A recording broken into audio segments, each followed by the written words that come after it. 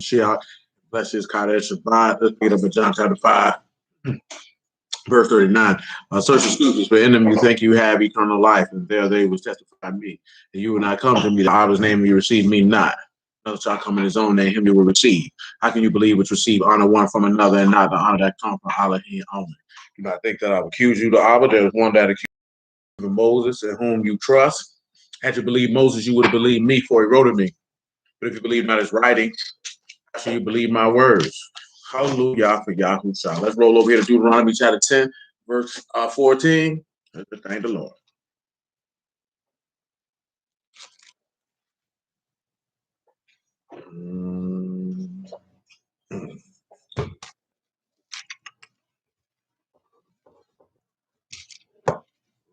Deuteronomy chapter 10, verse 14. Behold, the heaven, and the heaven of heavens is Yahuah's. Alahym, the earth also, and all with all that therein is. Only Yahuah had delight in your father to love them, and he chose their seed after them, even you, above all people, as it is this day. Circumcise therefore the foreskin of your heart, and be no more stiff-necked. For Yahuah your Alahym has a great Alahym, a mighty and a terrible, which regard not persons, nor take reward. Revelation chapter 17, verse 14. On Wednesday, we went through a few scripts and we discussed a few things. I know we was in Psalm 95, 1 Corinthians 8. I have to try to recall. Revelation 17 and 14. These shall make war with the Lamb shall overcome them, for he is Lord of lords, King of kings, and they that are with them are Karab, Bakar, and Kased, are called, chosen, and faithful. Now, of course, we're talking about an Alahym, so a God of God, a Lord of lords, and King of kings. There is no king like him. There is no God that you can compare unto him. See, this is where a lot of things come in at the play.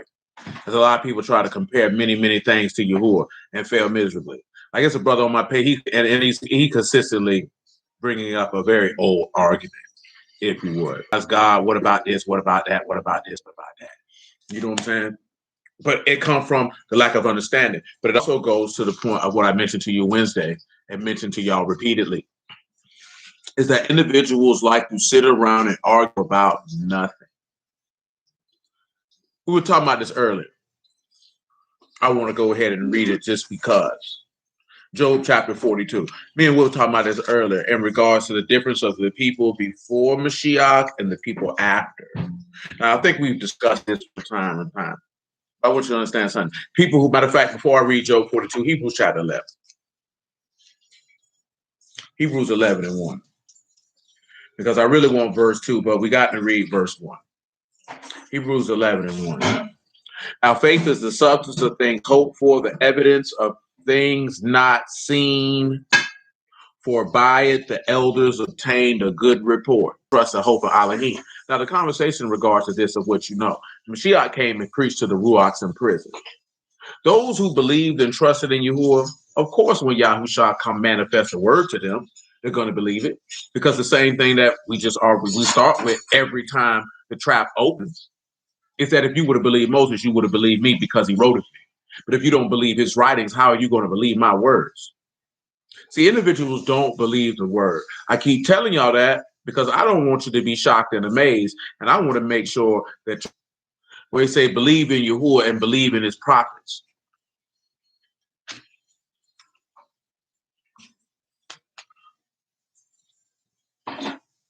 To believe Yahuah, I'm telling you a lot, and I'm going to keep referencing this here. He said, I'm going to work in your days, but you ain't going to know why I believe, even though a man told it to you. Everybody want to walk around here and say they got the direct line, and that's all well and good, because I can't tell nobody who the Ruach of Alahym is communicating with or not, even though there's evidence if he is or it is not. But that's neither here nor there for the moment. But everybody don't got that direct line to tell it to you. And the main reason why people don't want to deal that because we're a disorderly group of individuals. So I don't know how you expect to serve a king. Because if you're not even willing to submit yourself to be subject unto the men whom the king sent, I don't know how you're going to submit to the king. Matter of fact, let me read this Hebrews 11 and 2. I think I already read that, but since I mentioned that, come over here to Matthew chapter 20.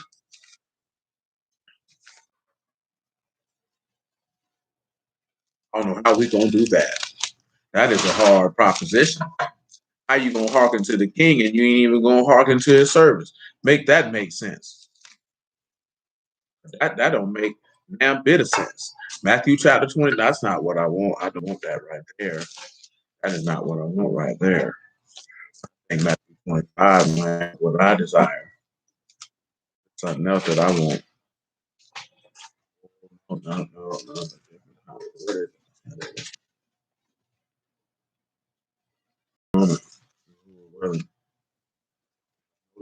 But the patient escaped. There we go. I was right. 21 and 33. Matthew 21 and 33. Here another parable. There was a certain householder which planted a vineyard, hedged it round about, digged a wine press in it, built a tower, let it out to husbandmen, and went into a country. So let's pause some understanding. It's been a while since we went through here. We need to gain some understanding. You read that to you just in case you don't know. We're not going to go through that Psalm 78 because that's long. So we're not going to do that. We'll say Psalm 78 another day. Psalm 78 right here, right about verse 1. He said, give ear, O my people, I will utter dark sayings of old, which we have heard and known, and our fathers have told us. We will not hide them from their sons, showing to the generation to come the praises of Yahuah and his strength and his wonderful works that he has done. Now, of course, now there was a certain householder. Now, I'll share with you householder in the Greek, because I want to make sure that you understand this fully, what is being conveyed here before we move on from this particular location. I know most of you know, but for those who don't.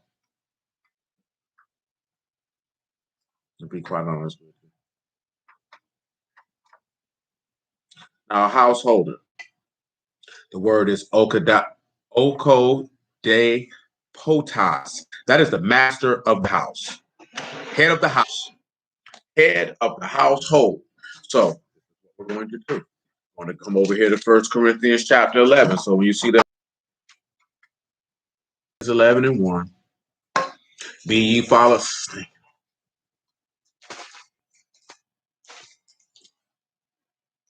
Be ye followers of me, even as I also am of Mashiach.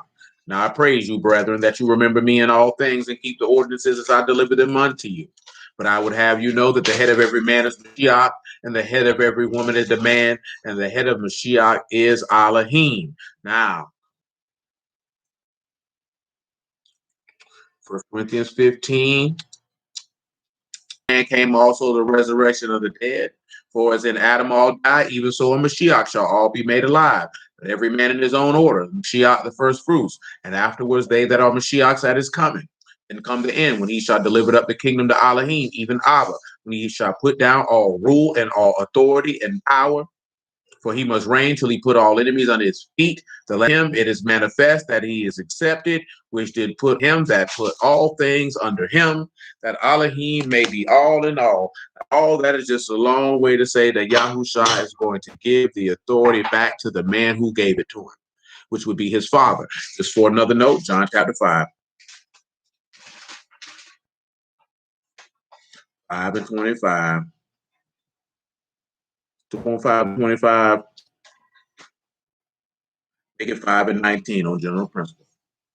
John chapter 10, truly, I say unto you, the Son can do nothing of himself but what he see Abba do. Show him all things that himself do, and he will show him greater works than these, that you may marvel. Say, I'm going to be honest with you. Who are showing him this, and you who are showing him that, and they disobedient, rebellious son. So somebody lying. Somebody lying. Why would a father show something unto a son who has no desire to listen to him, who has no desire to obey him, and has no desire to fulfill his will? See, that's a lot of stuff that people want to look at. See, we didn't talk about that before. All that new stuff, but I gotta let my son figure it out. You know, and all this stuff. Man, in times gone by, that didn't happen. That didn't happen. The son did what his father did, and he followed in his father's footsteps, and he did it with delight, with no problem. I'm not saying you have to do your son like that. We're just talking about a standard of living that no longer exists because that woman was given unto him. See, that's a new thing.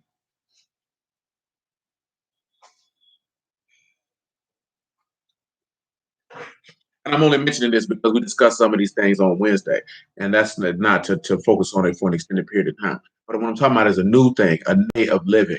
The Western society and the thought process and the things like that, that is a new way of living, because the majority of cultures did not live this way. That's why you have so much chaos and disruption throughout the whole earth, because most people didn't live this way. Shalom, man. Most people didn't live this way.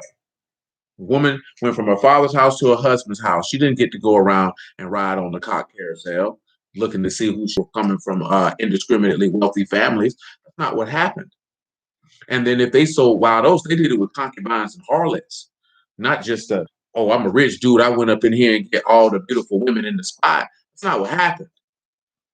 And that's just not Israel having to give his daughter unto his son. That is what occurred. And you can go look at this in the majority of all recording human history and culture. You're going to see this. You're not going to see any way of living in the 21st century. That's not how people live. That's why you have so much confusion in the earth now, because people are not living according to how people have always lived. Now, people have always been evil. Have always been offenders against Alahym. Oh, we didn't even get to that now, because that's talking about something a little different. You talking about him getting pierced. Adam in the garden. This is a little different. He's telling you that you planted a vineyard. So we're gonna get to all that in a moment. Where was I though? Because you get like, hey, so what was that? John 5:20. Read that already. 21. For as the Father raised up the dead and quickened them, even so the Son quicken whom he will. The Father judged no man, but have committed all judgment unto the Son, that all men should honor the Son, even as they honor Abba. He that honor not the Son, honor not Abba, which have sinned in. Now, what is this the case? Because in those times, a man who was a ruler, master over a particular area would bequeath authority unto his son with the expectation that all in his realm would hearken to his son, because they would know hearkening to the son is the same as hearkening unto him. See, again, they're using these scenarios because these things were understood in the cultures of which they lived. See, this is a new thing, like the rebelliousness, the rejecting of parents. I'm going to do my own thing. I'm going to carve my own lane. That's a new thing in the earth as far as recorded human history.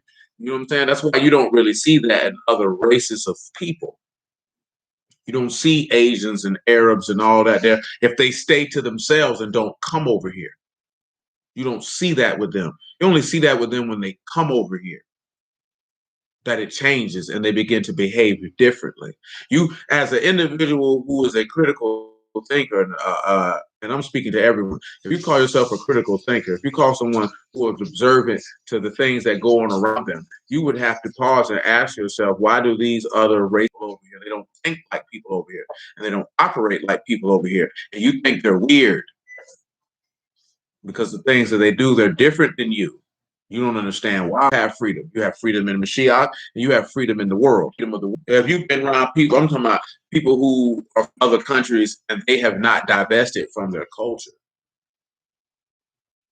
See, that's why a lot of dudes now that, especially if they come in the word, I just heard a dude talking about this, a dude in the word, and he talking about how he got with a woman and got her pregnant. Well, not him, but a dude was talking about a woman on his show who was with an Israelite. He got her pregnant and he slid. But see, the thing people do seriously. That's why when you have men who stand up and say that they're about some semblance of order, whether on the natural side or whether it be the word side, that's why they're rejected, because people want to hear that.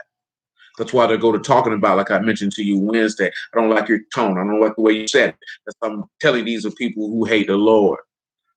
Why do you think the whole world is going to rejoice when the two witnesses get killed? You think they're going to be talking nice and sweet and soft and know that he's got the mind of a woman?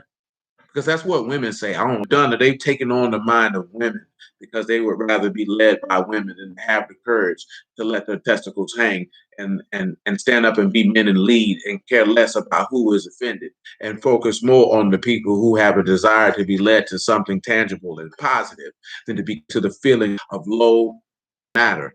Why do we as a people feel the need to placate and pacify the dregs of those who are of our kinsmen? There's no need for that. If individuals want to stay a degenerate, then allow them to be a degenerate and receive the reward of a degenerate. You cannot focus on people who have no desire to improve themselves. What? So you can feel good about yourself, so you can have a story to tell, you sanctimonious, self-righteous bastard. But nevertheless,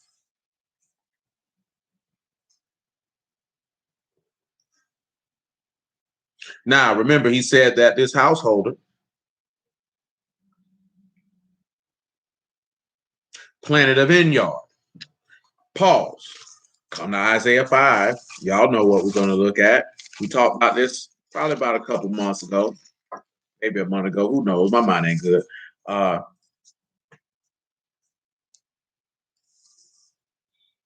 Isaiah 5:1. Now I will sing to my well-beloved, the song of my beloved, touching his very fruitful hill. Where is the fruitful hill?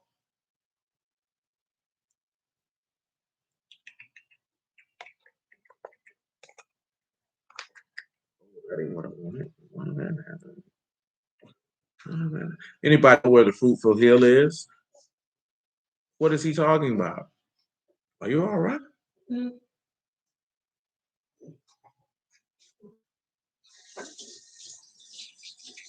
Now, of course, if you know for well beloved, that is your dead. God, Dalit, God, Dalit. This is definitely an individual that has a son or the sacrifice, if you would, or to be hung, or the work of sacrifice opens a door, and that door is to the Father. But nevertheless, that fruitful hill, no, hill is hard if it remains the same. No, it's a different word for hill here. We have Karen. It is a word for hill, and that's right. I remember now we went through all this here. This is the hill in Bashan, if you recall. I'm over here to Psalms, 66, or 68, actually. My apologies. Psalm 68, verse 18, on general principle. You have ascended on high, you have led captivity captive. You have received gifts from me of Yahushua HaMashiach with the giving of the Comforter, better known as the Ruach HaKadosh, the Holy Spirit, whatever you want to say. But he that is our Alahym, but Alahym shall be the head of his enemies, and the hairy scalp of such as one as go on still in his trespasses. See, again, that's a hard conversation. How are you going to? But you want somebody to tell you that just be good and come out. Ain't nobody got time for all of that. What you're doing is not acceptable. What are you going to do about it? Say again, because you're living in a Western society that is moving you to God as worship, and then it's going to cause everyone to operate at the mind and feelings of a woman, that you have to walk walk lightly and tread nicely in order not to offend someone. As of course, as you know, because of the internet and the things that go along with this here, but the Shahrazad Ali lady mentioned that Black women are the only women on the earth who have not been examined, or the only subsection of people who have not been themselves. That doesn't look good, aka James chapter 1, that the word is a mirror, and a man who continue on his trespasses forget what manner of man he was. You begin to see, as we always tell you, don't tell me right things, prophesy to me smooth things, tell me lies.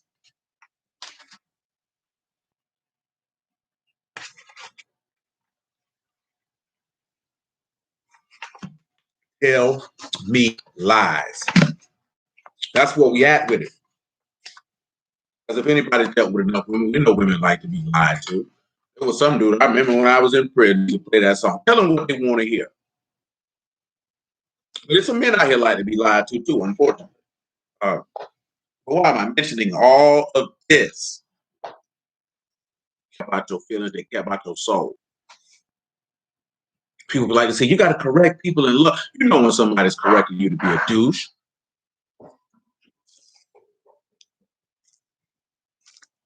A douche. And you know how you know this? Because they don't give you the information of how you can improve yourself and be a better individual. That nigga told me I was mean. I said, how I'm mean? I'm a man. And this is why I said this here. Because you want a nigga to celebrate stuff that men are supposed to do. A man should not be celebrated for going to get his own place to live unless he bought his first home. then yeah, you're supposed to have somewhere to stay. That's not even nothing to tell anybody. Don't congratulate a nigga for buying a car, unless it's his first car, or unless he told you, you know what? God.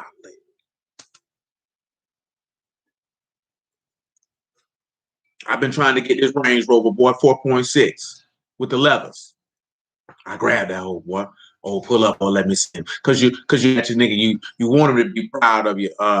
Yes, you want him to be proud of yourself, of himself, as you're proud of him, because you know the work that the man put in and the desire that he had to. And I'm mentioning something like this here because as we done got to the point of the minute, we feel like we ought to celebrate somebody for doing regular nigga stuff. You don't get no accolades for that. I'm just telling you that that is the conundrum of the society that we live in, because other societies did not celebrate men for doing their job. Job to raise your kids. It's your job for you to be an acceptable father. That's not a congratulatory. You're supposed to support yourself. You're supposed to take care of your family. Oh no, it's definitely buffering. It's one of the reasons why we ain't been doing it at the house, because this junk is aggravating. But we're here today because the van decided to be aggravating. So, let Yahuah's will be accomplished. Nevertheless,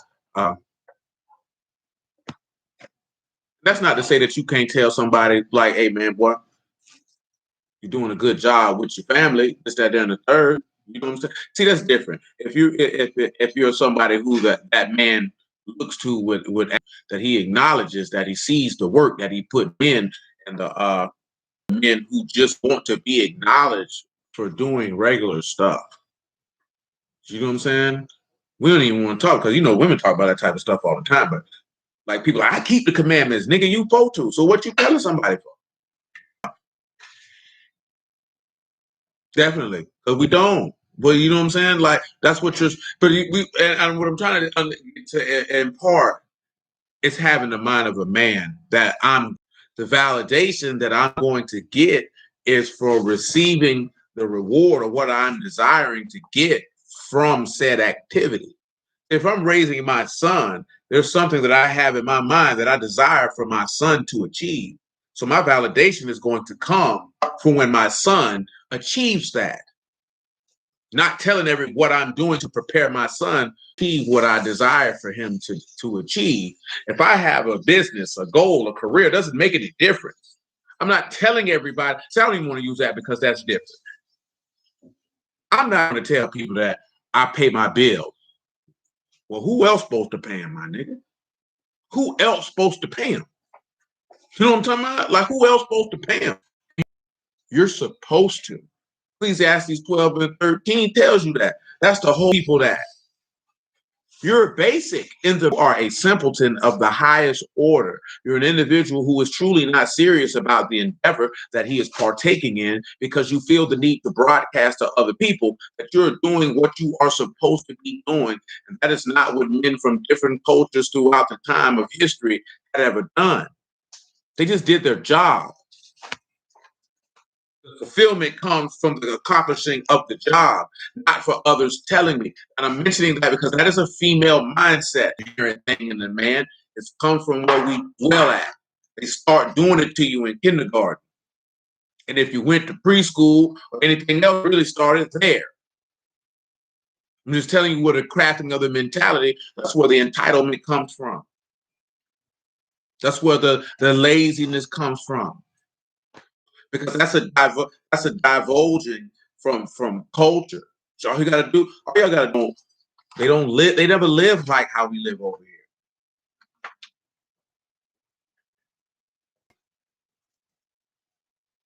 Yeah, that's different, because you were stating that about yourself.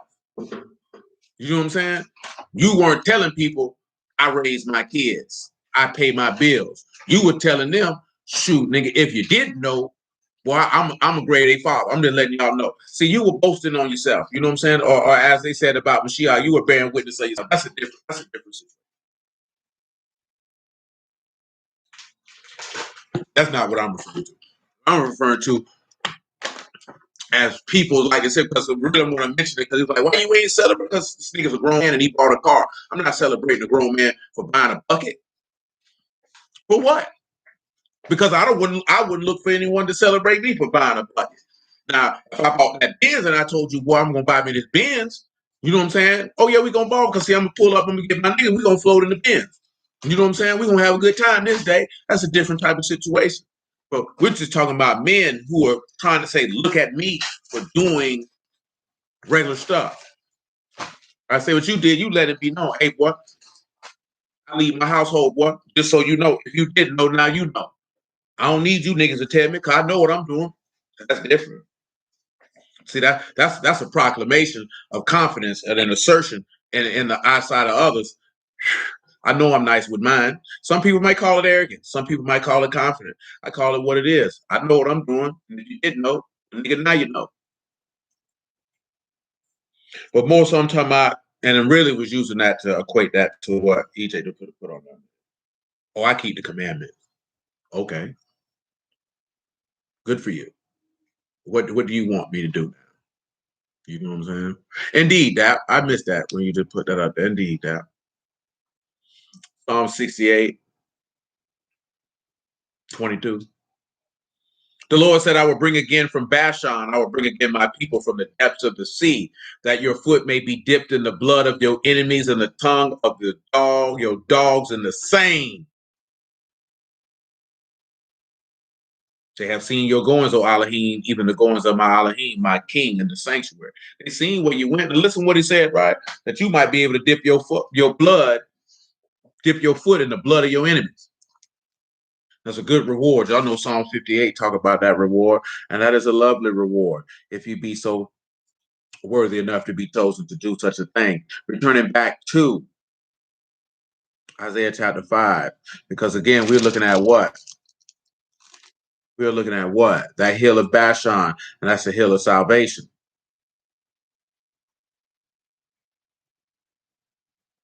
When we come back, and that's where that vineyard is planted, which is that fruitful hill, which is Quran. This is also the word used for oil and horn and things of that nature. I want to grab this fruitful real quick. And of course, that fruitful hill is the word for son, which is Ben, which y'all know. So this is a fruitful horn. So he says his beloved has a fruitful horn or a fruitful hill. Now, when you're dealing with horn, the seal is something different because he says his well-beloved has offspring. His well-beloved has offspring. So now we have to pause and you have to think about that because that offspring are those who are born of him.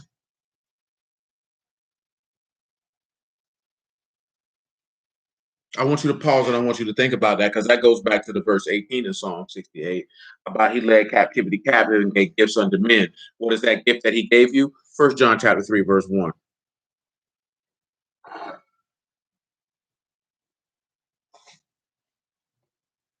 Beloved, what manner of love have Abba bestowed upon us that we should be called the sons of Alahym? Therefore the world know us not because it knew him not.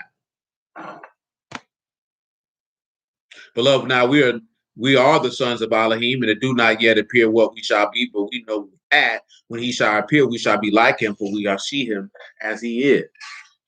Now, again, look at the manner of love that he's bestowed upon you to be fruitful in that hill, or his well-beloved has a vineyard and a very fruitful hill. Pause, come over here to John chapter 15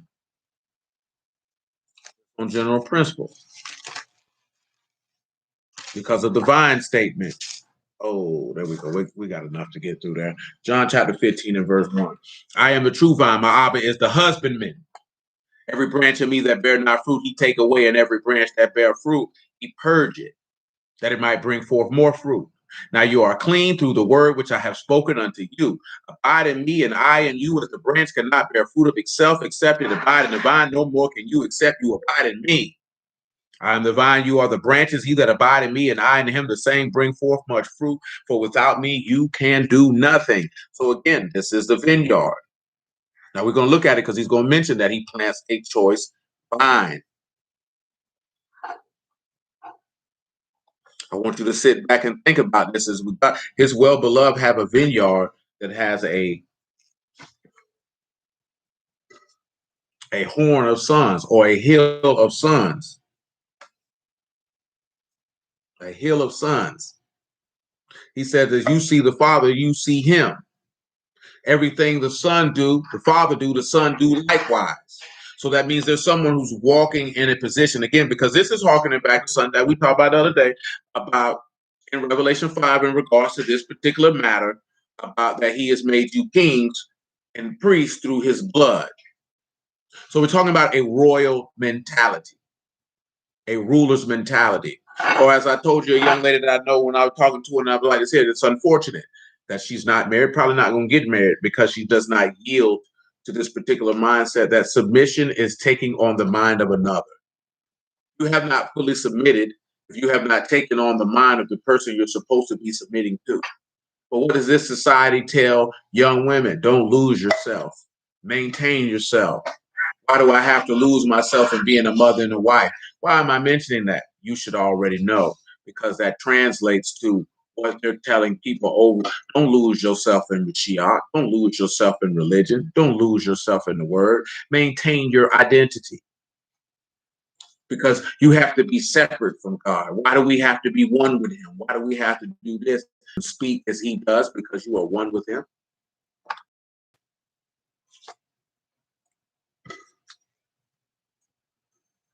Your mama tell you that? Well, your mama told you right. Hopefully you listen. Because what your mama was telling you was how to be a wife.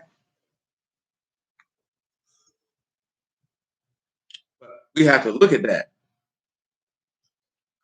You have to look at that. You have to pay attention to that. You have to analyze that. Because again, it's not about the natural of what I'm speaking of. When I'm speaking of,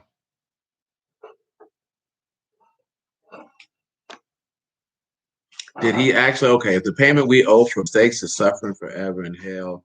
Oh, but that's where his love come in at, because he suffered the penalty of death.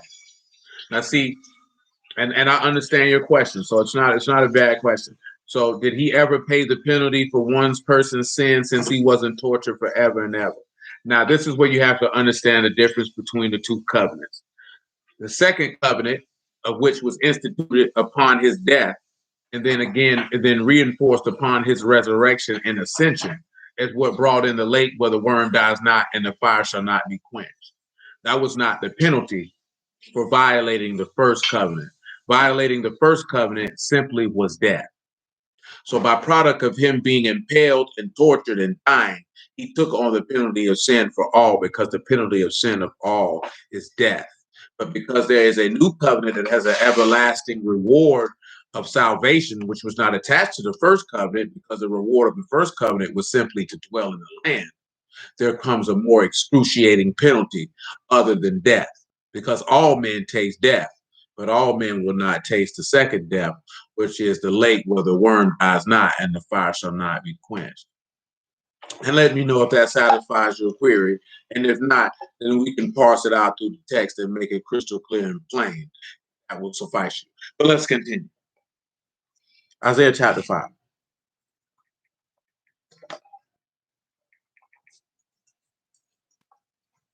Listen what he said here in verse 2. He fenced it, gathered it out of the stones thereof, planted it with the choicest vine, and built a tower in the midst of it. Also made a wine press therein. And he looked that it should bring forth grapes, and it brought forth wild grapes. Ah, very easy question. Very easy question. He paid the penalty of death so that you don't have to pay the penalty of the second death. Not at any time. Matter of fact, I can put it to you this way. Yahushua himself said this: I am the resurrection and the life. He that lives and believes in me shall never taste death. Believe you this. Because the state of what we call death in the eyesight of Alahym is just a state of sleep, because there's a resurrection of the just and the unjust, and all will pay for the things done in this body, whether they be good or whether they be evil. So he never said that individuals were not going to die. Oh, that's very simple. Why couldn't you pay that penalty to God yourself? Because you cannot bring to Alahym a sacrifice with a blemish in it, according to Deuteronomy 17. So the minute that you had sinned, you had a blemish, and that is a sacrifice that he would not accept. So therefore, there had to be a sacrifice acceptable unto him. Because unlike men, you're not bringing Yahuah anything and think he gonna take it. No, that's just not how that works. You ain't gonna be able to bring your sin, because once you sin, you defiled and you worthy of death. So you can't come around that corner and offer him nothing. Because now you're pulling the cane and he ain't gonna take it. Then your countenance gonna drop. And he said, if you do good, shall you not be accepted? But if not, sin lie at the door. Continuing on. It's Isaiah chapter 5.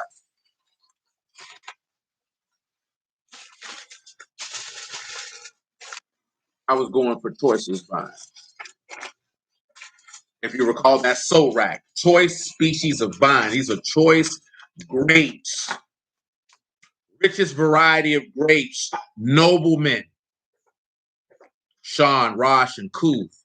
So what do we see to make this choicest vine? We see the consumption of the last Adam. And this will help with her query. Come on around here to 1 Corinthians 15, if you would. And then we'll back that up, if we could. And just for the chat's sake, no, your own death won't pay for it because you don't have anything that he wants. Yeah, see, the wages of sin, wages meaning payment or your hire. So how can a sinner pay for sin with sin? That makes absolutely no logical sense whatsoever. You're going to need somebody else. But see, there's many, many passages for that. I'm trying to stay on the beaten track and not go off because you could read that in Psalms 49 if you would. Where he tells you that by no means can a man redeem his brother from death. And what could you give Alahym for it? See, Alahym is our Alahym is such a great, amen. Our Alahym is such a great Alahym that he decided to become a man and redeem you from your own folly. To redeem you from the very thing that you could not redeem yourself from. See, what you're describing is someone who's saying that they don't need a redeemer, that I can redeem myself. And that is a negative. That is a negative. Even when you go to jail, you can't bond yourself out. It might be your money, but somebody got to come down and put up the pledge. That natural situation, you can have $1 million, but $1 million don't. No, but see, no, you do owe your own death, but you can't pay with your own death. Let me go and get you this Psalm 49, baby, because see, it ain't registered in the bank. You can't, I can see, let me get a Deuteronomy 17 on top of that, baby, because see, it ain't registered in your brain. You can't bring blemished matters to Yahuah. See, that's what you're not understanding. And I understand that you're not understanding. It's a new concept for you, and it's okay, baby. We're going to walk down for you, make it clear. Because that's what we do around this part. You know what I'm saying? We serve all manner of dope. You can get it how you want it and how it's going to come. Deuteronomy 17:1, because it helps somebody else who may not know what they should know, but they don't know, but now they will know. Let Alahym be esteemed. Deuteronomy 17:1, though. You shall not sacrifice unto Yahuah your Alahym any bullock or sheep wherein is blemish or any evil favoredness, for that is an abomination unto Yahuah your Alahym. Ooh. Now, see, this is what you got to understand. And I'm just talking my talk, so don't pay me no mind, because I don't mean no disrespect. But I want you to look at these words in Hebrew so you can understand. Number one, I want you to look at the definition for blemish. The definition of blemish is mum. That is a spot or a defect. No, your death is not acceptable. It's not acceptable in the least. That's what we get into. Your death is an abomination to him because you have a blemish. You have a defect. You have a spot. You got to come to him without spot, wrinkle, and blemish. So you got a sin on you. This is another matter. Put it to this way. The law tells you that when you commit sin, your blood is upon you. He told you in the book of Isaiah, when you spread forth your hands to pray unto me, they covered in blood. Well, that man's not taking that. Again, this is what I'm saying, the difference between the mind of men and the mind of Alahym. Men will take substandard offerings and gifts. Yahuah will not. See, that's hard for us to understand because we feel like, well, why wouldn't he take it? Because he don't want it. It doesn't fit his standard, so he doesn't want it. You're going to have to bring me what I want. He doesn't want sin. Because, see, we done committed sin, so we bringing him sin, and he don't want that. He ain't going to take it. Because why? Because the text tells you that his eyes are too pure to look upon evil. So this man can't even look at you. He can't even look at you. He can't even come near unto you because you're contrary to him. So he must be contrary to you. Because if you was to come in an inkling in his stratosphere, in his atmosphere, if you would perish upon contact. Because he would consume you. Because our Alahym is a consuming fire, and he will consume all manner of sin. It can't even dwell anywhere near his presence. So he can't take what you're offering, baby, because he don't want it. You need a redeemer. Praise Yahuah. You need a redeemer. Now, when we get to this here, right? Now, there's things up under this here, and I want to share this with the rest of y'all. So you got blemish, right? And you got cold debar. So you know that debar is word or manner of life. You also have cold, which is all. So he said you are not going to bring any manner of life with a spot or a defect. I want y'all to let that sit there and rest in your brain. He said, you not bringing no offering with a manner of life with spot or defect. He does not want it. Again, blemish is moon, blemish, spot, or defect. Let me do this here for you, right? Because we got to make it clear. To make it clear for those who may not know, because I know my people know. When I say my people, I'm talking about the people who've been in the car for a long time.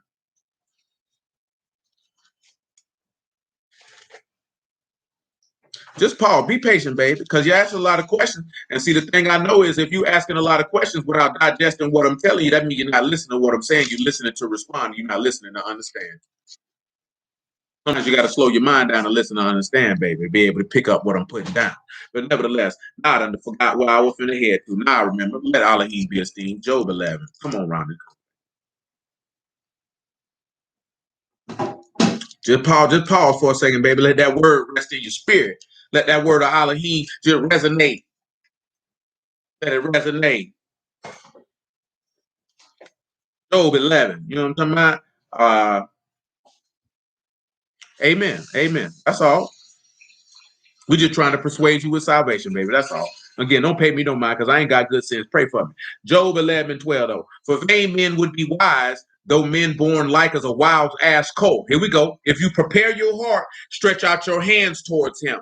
For those of us who've been around here for a while, you know, when Yahushua was on the stake, he stretched out his hands towards Yahuah, or towards his father, because he prepared his heart to seek after his father's will and to fulfill it. When he tell you to prepare your heart, he's telling you to take up your stake and follow him. Or like what he asked his disciples when they said that, can we sit at your right hand and on your left in your kingdom? And he said, that's not for me to give, but can you drink from the cup that I drink from and be immersed with the immersion that I'm immersed with? Because you're going to have to prepare your heart. See, most people, when they come to this word, they ain't prepared their heart. You ain't got it set in your mind that this is what you're going to do. Let's continue. He said, if iniquity be in your hand, put it far away, and let not wickedness dwell in your tabernacles. But then you shall lift up your face without spot, and you shall be steadfast and shall not fear. So again, that spot is sin. That's why he say you got to put the sin away. But see, you could put the sin away, but you still need a redeemer. Because see, he that commits sin is the servant of sin, meaning you're in bondage to sin, which goes back to the law of Jubilee and the kinsman redeemer, because you sold yourself into captivity and you can't buy yourself out. Your near kinsman has to buy yourself out. See, it's a lot of stuff in this matter that we could go into, and I got to stay on track because I can't go through all these things, but that's Leviticus 25. Your near kinsman got to redeem you. You can't redeem yourself from slavery. You can't redeem yourself from that. Because your offering is not acceptable because it has a blemish, it has a moon. You have a manner of life that has a spot. That's a manner of life that he don't want. He finds it to be abominable to even come unto him. See, he is a merciful Alahym, but if you're going to come to him, you got to come correct. See, we feel like, well, he should just love us and take us as he is. That's not the type of man you're dealing with. That's not the type of man you're dealing with. You're dealing with a different type of man. And that man is not with it. He has his parameters. He has his structure. He has his order. He has his standard. And it will be met. And you ain't got to like it, but you can suffer the consequences for it. And I'm not saying that you don't like it. I'm just talking about in general. Come over here to Psalms 49 to get the other point. What one of the good brothers put up there. I mentioned it before, but let's get it right here. 49 and 14, if I'm not taking. What do you mean by perfectly intolerant? Oh, absolutely. He doesn't tolerate anything that is offensive to him. Absolutely. He is complete with the fact that he does not tolerate anything that he deems to be contrary or offensive to him. He will not tolerate it. He does not want it. And he does not care how anybody feels about it. That is a man. That is what has been gotten away from in the world now, is that men feel like that they have to tolerate things that they don't want or they don't accept or that are substandard. You don't tolerate anything that is not according to what you have mandated and dictated as a man. They can either elevate their level of play or you can remove them from your presence. That's what men do. Now, of course, you give them space to get it correct. That space is contingent on the level of mercy that you desire to extend. But nevertheless, you don't accept any. See, if you're tolerating something, that means you don't even want it. When somebody says, I tolerate you, that means they don't like you. See, he tolerates you in your sin by allowing you to have an opportunity to repent and get your soul saved. That's his toleration right there. But you're not finna, you're not finna bring him anything, though, and be like, here, daddy, take this. Because see, my mama will tell you, but I'm gonna tell you too, you can bring me something. If I don't like it, I'll tell you. I appreciate the gift. I don't like it though. I'm not gonna use that. It's not my thing. I don't like it. I know I'm not doing that. And people are like, oh, you're ungrateful, this, that, and the third. No, I definitely appreciate it. But I'm not gonna tell you, oh, this is a great gift. I absolutely love it. And I know I don't. Why would I lie to you? And I say that I love you. But I'm gonna tell you what you bringing me is not what I desire, but I'm gonna tell you I desire and take it anyway. That makes me less of a man. Because I'm worried about keeping somebody feeling. Because guess what? My feelings ain't going to be hurt if I bought somebody something they said they didn't like it. That's why I don't buy people stuff. That's why I give them the ability to buy their own stuff. And they can buy what they want. You don't have to worry about that. Or you can do what, show people stuff. You like that? Oh, yeah, I do. Now, they may know you're going to buy it. They may not. But you buy it because you know that's what they like. See, that's what we done got away from in this world, that people feel like, let me go places where I'm not liked, or give people stuff that I know that they're not going to like, instead of knowing what people like and giving them what they would delight in. You know what I'm saying? It ain't even that hard. I know some people like, you want to have a surprise or this, that, and the third. Man, that junk don't really mean nothing. That junk don't really mean nothing. If you know that that's going to delight the person who you're giving it to, whether they knew about it or didn't know about it, they're pleased with it. Because then you're going to be upset if you put in a lot of work and the nigga was like, oh, I don't like that. He's just ungrateful and he this, that, and the third. That's your fault. You should have figured out what they like before you bought it. You should have figured out what they like before they did it. You do it because that's what you like and you figured they should like it. Shoot, I remember one time my sister now had wanted to grab me some shoes. That nigga definitely hit my phone and took pictures of the shoes and said, do you like these? Because that nigga already know if I don't like it, I ain't going to wear it. And I'm going to tell you I don't like it. And if I do the same for you, I'm not going to be offended. I might crack a joke or two. That's with you, but at the end of the day, I know, hey, you don't like it. I'll take it back, get you what you want. You ain't got to keep it because you don't, because I gave it to you and you feel like you don't want to hurt nobody's feelings. Ain't no feelings involved. See, Yahuah don't deal with feelings. That's emotions that we get at. That's our emotions that feel like he should take this, he should love this. And the man telling you, who told you that? I didn't tell you that. Psalm 49, it ain't verse 14, y'all. I had us all off kilter with that. You can come over here to verse 5, though. Psalm 49. No, he doesn't like blood at all. But blood must be shed to atone sin. It's not that he likes blood. It's just that's what's required. And he said what's required. That's what he required. That's what it is. Psalm 49:5. Indeed. Amen. Wherefore should I fear in the days of evil, when the iniquity of my heels shall compass me about? The iniquity of his heels is the people. They that trust in their wealth and boast themselves in the multitude of their riches. None of them can by any means redeem his brother, nor give to Alahym a ransom for him. For the redemption of their soul is precious and it ceased forever, that he should still live forever and not see corruption. See, the redemption of the person, let me get the word for redemption, y'all. I'll bear with it. Praise you, because it's still showing you how he King of Kings, God of God, and Lord of Lords. More importantly, God of Gods, more specifically. But, let Alahym by way of Yahushua HaMashiach be esteemed.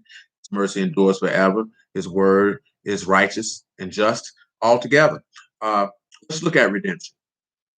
Oh, praise you, Lord. Praise you, Lord.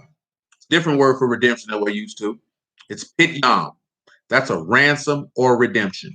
Do y'all remember ransom that were redeemed or redemption? Do y'all remember what Yahuah said?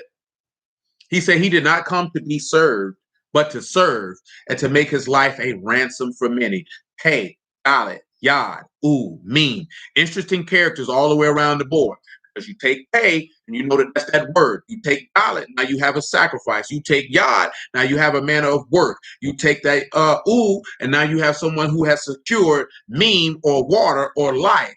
So you see there was a word of sacrifice or a work of sacrifice, which was ordained by the word or the word, which secured everlasting life because somebody had to pay that cost. Somebody had to ransom you. I've referenced it already. So let's look at Leviticus 25 because we have to do it for those who don't know. Be like, I don't know what he's talking about. Kinsman Redeemer, I ain't never heard that before. What is that? We're not one of those to mention things and then not go look at it. So again, let Yahuah be esteemed. Leviticus chapter 25, verse 25. He said, if any brother be waxing poor and have sold away some of his possession, if any of his kin come to redeem it, then he shall redeem that which his brother has sold. If any man have none to redeem it, himself able to redeem it, he said, then let him count the years of the sale thereof and restore the overplus. That is not the one. There we go. Verse 38. My apologies. That's what we need. The bond servant. He said, I am Yahuah your Alahym, which brought you forth out of the land of Mizraim to give you the land of Canaan and to be your Alahym. If your brother that dwell by you be waxen poor and be sold unto you, you shall not compel him to serve as a bond servant, but as a hired servant, as a sojourner, he shall be with you, and he shall serve unto you until the year of Jubilee. Then he shall depart from you, both he and his children with him. He shall return to his own family, unto his own possession of his fathers. He returned. For they are my servants, which I brought forth out of the land of Mizraim. They shall not be sold as bondmen. Now again, that goes back to what you was asking about, Ish, on Wednesday, about lording over the people. We're not supposed to rule over each other with rigor. He said that's a higher service you supposed to pay him. You ain't supposed to treat your brother like no slave or like you got some manner of dominion over him, because they're not your servants, they're Yahuwah servants. That's something that a lot of people tend to forget. The men in your congregation are not your servants. They are your brethren. Pause, just to reinforce that matter. Matthew 22, 23. Oh, thank the Lord. Thank the Lord. Matthew chapter 23, verse 10, real quick, like, or 23 and 7. Greetings in the markets, and to be called as men, Rabbi, Rabbi. But be you not called Rabbi, for one is your master, even Mashiach, and you are all brethren. And call no man your father upon the earth, for one is your Father which is in heaven. Neither be called you masters, for one is your master, even Mashiach. But he that is greatest among you shall be your servant, and whosoever shall exalt himself shall be abased, and he that humbleth himself shall be exalted. So what are we looking at here? What you see in here in the law, which is one of the reasons why Yahuah said what he said. You ain't got no business doing your brother like that. For what? That's not our law. When dudes do those things and want to rule over men with rigor and make them they bond men and they servants, they breaking the law. Oh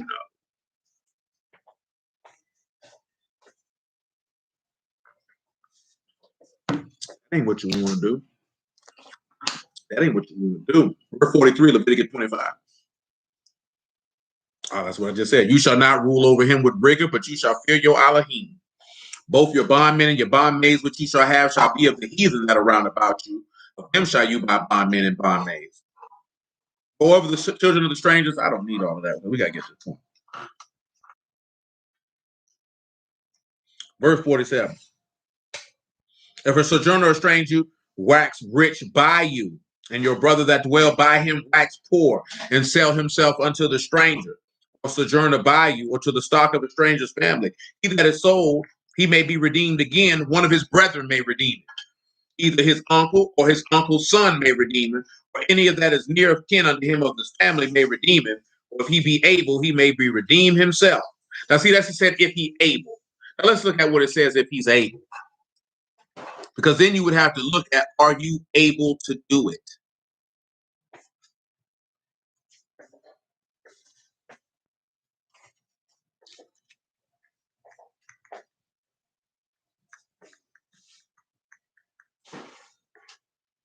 Let's look at if he be able. That is nasab. That is to attain, to secure, or to have enough. But then we have to look at a statement of what King Solomon said. So we have to look at two statements that King Solomon. We still got to go back to Deuteronomy 17 because you can't have a moon. Meaning what? You can't have a defect. You can't have a manner of life with a defect. The book of Ecclesiastes. Remember the chapter. It's been a long time since I read that verse. I want to say chapter 7. Book of Ecclesiastes. What chapter do I just? That is not it. That is not it.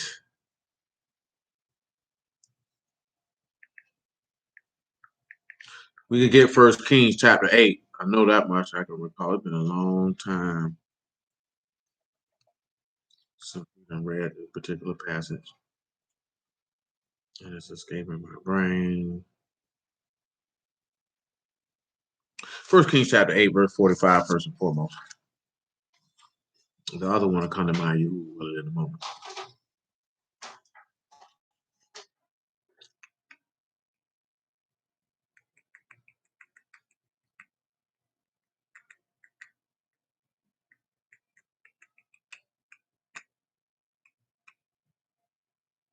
Verse 45.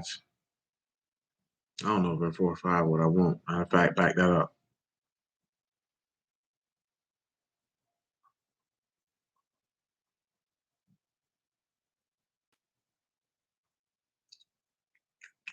I need to look at it this afternoon. I remember exactly.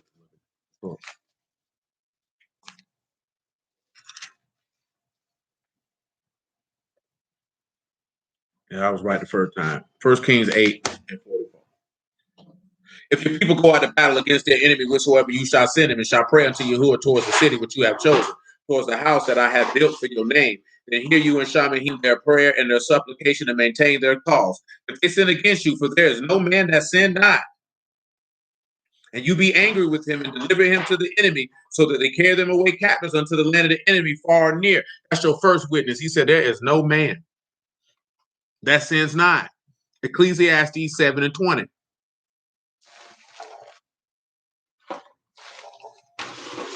But that's what I wanted. Now, see, this way it get interesting. And this is something that we done dealt with when we deal with the just man falls 7 times and rises again. Look at Ecclesiastes 7:20. There is not a just man upon the earth that do good and sin not. Now, y'all know what just is. They said there's not a righteous man on the earth that don't sin. This man just made a statement that everybody does this. That's 2 witnesses. Now, he said if a man is able, but the law says that he will not take any sacrifice that has any blemish or any evil favoredness. That means a man is not able to redeem himself. Can't do it. Because the law says you can't bring him back. Return back to Deuteronomy 17. Now that's blemish. Let's look at any evil favoredness. And again, let me run it back down to you again. When you said that, you shall have no zabah, which is sacrifice of any bullock or sheep. And then in between that, that's coal. Between that blemish, you got coal and devar. So that all goes together. Coal and devar. Devar is word, a manner of life, and all. You not bring anything that has at all that has a blemish in its manner of life. Can't bring it. Now you look at evil favoredness, which is Ra, and y'all know what that is. That's evil. So anything that's going to be a sacrifice can't have any evil. It can't be disagreeable. It can't be malignant. It can't be unpleasant. Can't be bad. Can't be worse than or worse by comparison. So in comparison between you and Yahushua, you're worse because you have sin on you and he didn't. He can't take you. That's an abomination. Y'all know what abomination is. That's something that he utterly detests. Finds outright deplorable. It's disgusting. He don't want it. Like I said, it's a harsh one. Shoot, I do it right now before I've been unforgot. Ephesians 2:1. Because it's probably going to, how Yahuah do things, it's probably going to, see, it's going to work in right what we talking about anyway. So it's all good. Ephesians 2:1. So this lets us know, like I say, Isaiah 57, the Redeemer shall come to Zion. You need somebody to redeem you. Someone to be the ransom. Someone to pay the debt. Because you can't pay the debt because you owe. See, it ain't like what you got in the American system. You take out a loan and then you pay back the loan. But see, you got what they want. And they taxing you. So you could borrow 10 grand and have to pay back 17. Oh yeah, most definitely. Just like amen, Dad. Amen. About that.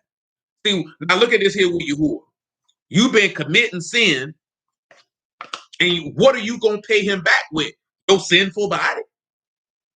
Your body that's laden with iniquity and death on it? That's what you're gonna pay him with. See, that's what we look at, and it's an interesting question that they ask. I ain't got no problem with it.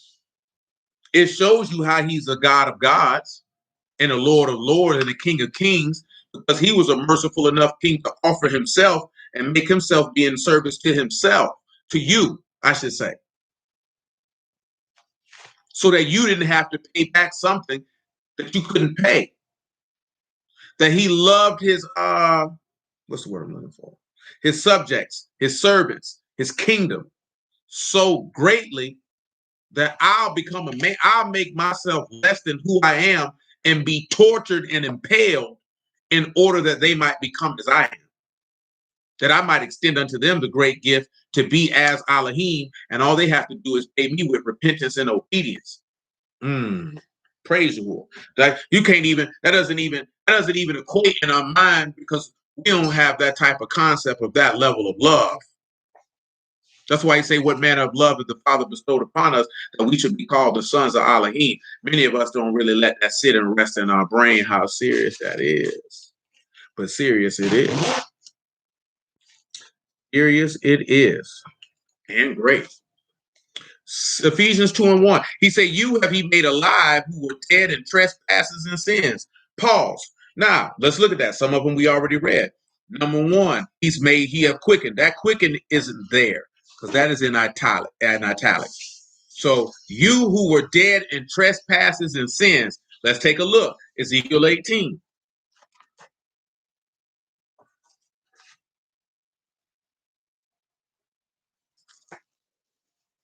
Ezekiel 18:1.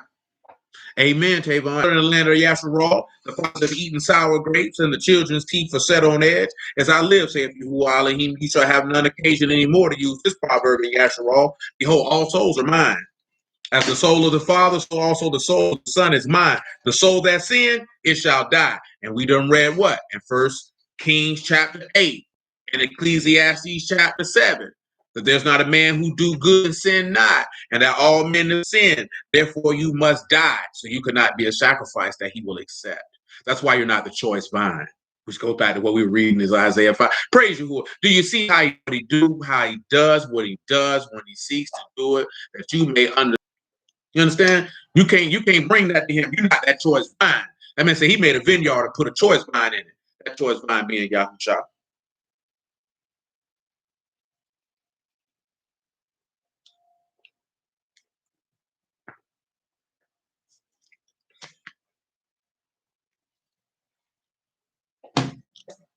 That choice vine being Yahushua. That's that choice vine. Praise you. Ain't nothing better. Come on back to Ephesians chapter 2. So that's where we can establish Old Testament wise, prophets wise, Torah wise, whatever you want to use, whatever adjective you want to use to prove that you were dead in trespasses and sins. Look at verse 2. Wherein time past you walked according to the course of this world, according to the prince of the power of the air, the Ruach that now work in the children of disobedience. Let's pause. Let's come over here to 1 Kings 17, and let's look at people walking according to the course of the world, the prince of the power of the air, as the children of disobedience were conducting themselves.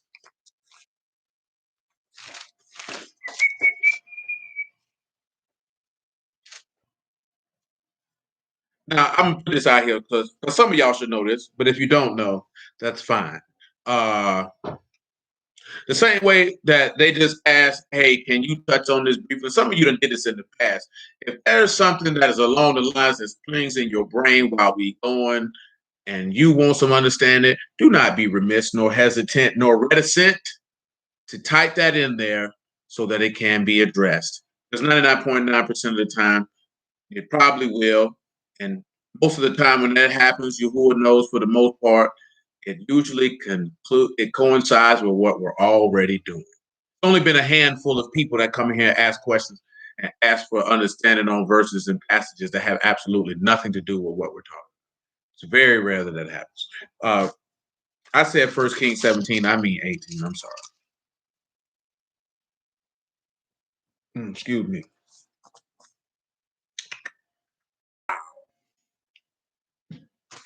That nigga just like clicked off.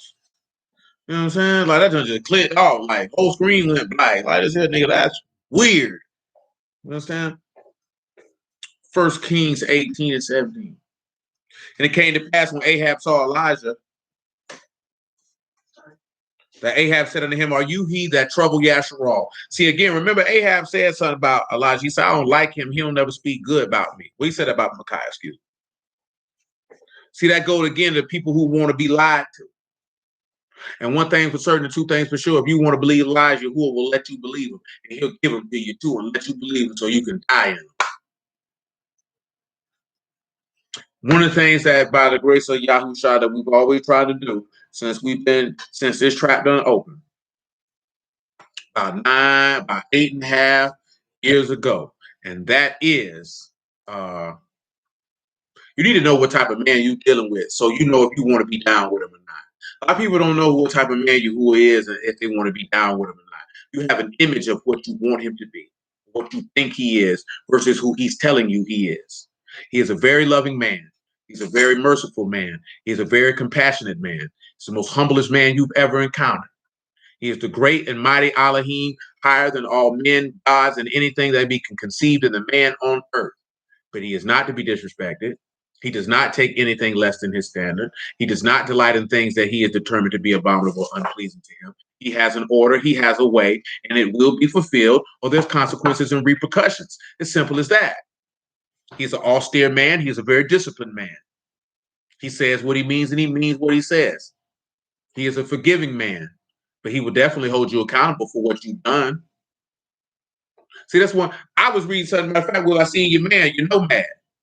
Mr. Don't have a job, but he said some real talk today.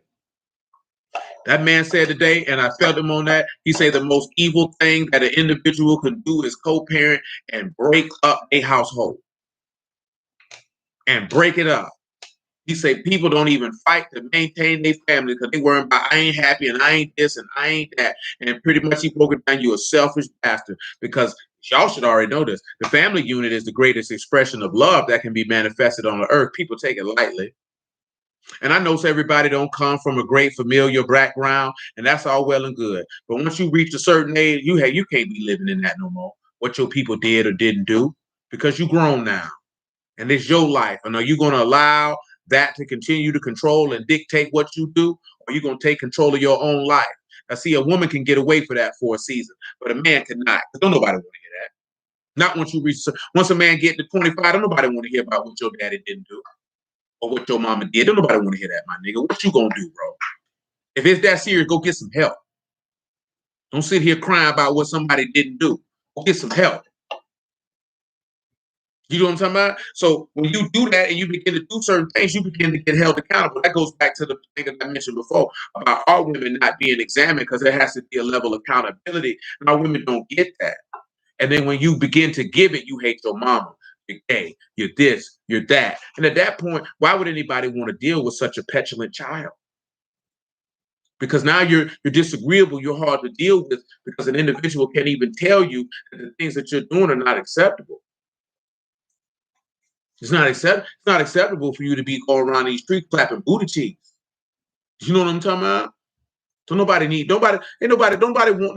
that to represent them. You have to understand something, regardless if anybody wants to care about it. A woman is a representation of a man. And if you carry yourself in a particular way, what man would want that to represent him? Oh, pay attention to what I'm telling you. Who gonna want that to represent them? You making him look bad in order to justify yourself in the hardness of your own heart. Why would you do that? And think somebody's supposed to like it, take it, and love it. And you got too many simps that's gonna cover up for it. Just like you got too many wicked men. You know, he Israel, brother. He waking people up. It's the same thing. Man, don't simp for nobody, my G. Or if it's the truth, it's the truth. Let that be known. If they need to be held accountable for their conduct, let that be known. If you get ostracized, praise Yahuah. Ain't that what Yahuah told you? Didn't he tell you men will separate themselves from you and cast your name as evil for his name's sake? But you niggas ain't got the nuts or the heart. Because you worry about being, I got people like, he say nigga, he like this, man, so what? You worrying about somebody saying nigga, but yet you sitting in a room full of sinners. Everybody sitting here boasting and bragging about they a sinner. Ain't nobody bothered by that. How you even let another individual take words that cause that to have an emotional trigger for you? That's what you would have to sit back and look at yourself. You a man. You shouldn't be triggered by no words come out of nobody else's mouth. See, we're emotional. That's what I meant to mention. You know what I'm saying? Watching Jesse Lee Peterson, boy, people can say whatever they want to say about Jesse Lee Peterson, but one thing they can't be able to say that he a buster and a sucker. That's a man, whether you agree with him or not.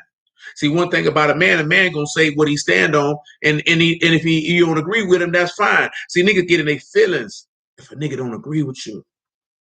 I watched two grown men, Umar Johnson and the light-skinned nigga, on get in their feelings by what this man said. This man turned around and told him straight up and down, those are the words of a beta male. He wasn't lying, but he was on that begging. I done told y'all this before. He say this all the time. There isn't anything such thing as racism. It's really not. It doesn't exist. It only exists in your mind because somebody told you it existed. But somebody say, oh, why would you say that? You were cool. This, that, and no. What you would call racism is called tribalism, my friends. Tribalism. And all cultures practice tribalism. See, what you have convinced yourself to believe is this, that everybody should be treated equal in their societies. That is not the case. Human beings are very tribal, and they're going to lean to care for those of their tribe. Simple as that. People be like, oh, the white man pulled his pistol out and went shooting. He came, the police brought him in alive. If that were a black man, he would have been killed. You're not of his tribe. So why would he have a kinship to you to spare your life? See, you're not thinking like a tribalist. You're not thinking as an individual. You're not thinking as a group because you think you're a part of the whole.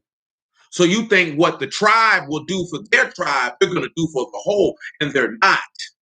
Because when World War II went down, the white folks went and got internment camps and put them Japanese people in them. That's exactly what they went and did. They say, because you're a threat to our tribe as far as we're concerned. So we're gonna lock you up till this war, till this conflict is over. See, we don't want to deal with that. You can say, well, that ain't right. And I'm gonna say, you ain't a man. Because if you were in power, you're gonna look out for your tribe before you look out for the other. And if you say anything other, I'm gonna tell you a lie to your face. Because you know you tribal first. Because you know you're gonna look out for your turn before you look out for somebody else's. See, that's when we come in, well, you know, black people are different. We just love everybody. No, you're a fool. You only say that because you're not in a position of power. That's why you repeat that foolish rhetoric that you hear from other people, because you're just as tribalistic as any other. And how do we know this here? Because if you ain't from a neighborhood, if you ain't from a set, and you come around there, them boys will bust your head. Now, y'all know full well, and at a certain period of time, there were cities in Los Angeles, boy, that if you wasn't from that gang, boy, you couldn't go around there, boy. You not of that tribe, them boy gonna part your scalp. Y'all boys know you can't spin a block too many times in certain hoods where black people stay, because they're going to realize, oh, you're not from around here. They're going to part your scalp. You're not part of our tribe. So that's what people say when they say there's no such thing as racism, because it's tribalism. People are going to identify and protect those of their tribe. And truth be told, ain't nothing wrong with it. I hear black folks say black folks get mad. The Jaguar signed 10 T-Boy, it ain't right. Why it ain't right? Because his coach is the coach. Guess what? If you was the coach, shoot, they might still be like that while you playing. You know what I'm talking about? Because shoot, that's how that junk is in California prisons too, boy. You can't hang with nobody outside of your tribe. You gonna get your wig split. You know what I'm talking about? That's just how that go down. A city like this here, right? So if I'm the head, since Monte to come, I'm the head coach of a team. I coach Monte at another spot, and he come hit me up, say, "Hey man, bro, can I get a tryout?" So you think I ain't gonna put my mans on?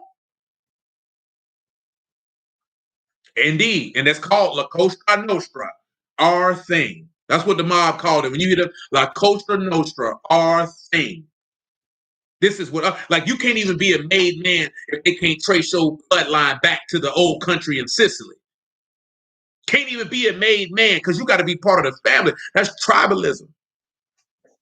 Black people are the only people I hear complain about white folks exercising nepotism. So you mean to tell me that I took the time to build something and I'm wrong for putting my children on? I can believe it. You know what I'm saying? Like, you supposed to put your man's, come on here, man. At the end of the day, right? Most of the brothers here who are physically here in this city have companies that they own. So you mean to tell me we would be wrong for hiring each other's sons? Oh yeah, man, you can get my son a job because that boy need a job. Well, I need him to. Oh yeah, I got you. You supposed to be like, no, that's nepotism now. You couldn't give him. That's sucker stuff. That's whole stuff. That's not masculine. Men don't do that. That's why these people don't respect us, because we're not thinking like men. Because you crying and begging like a hoe. Men don't cry. Men, you look like begging another man, treat me right. That sounds like what women say to a man they love. I guess you just treat me right. I want to be with you, but you won't treat me right. And you begging.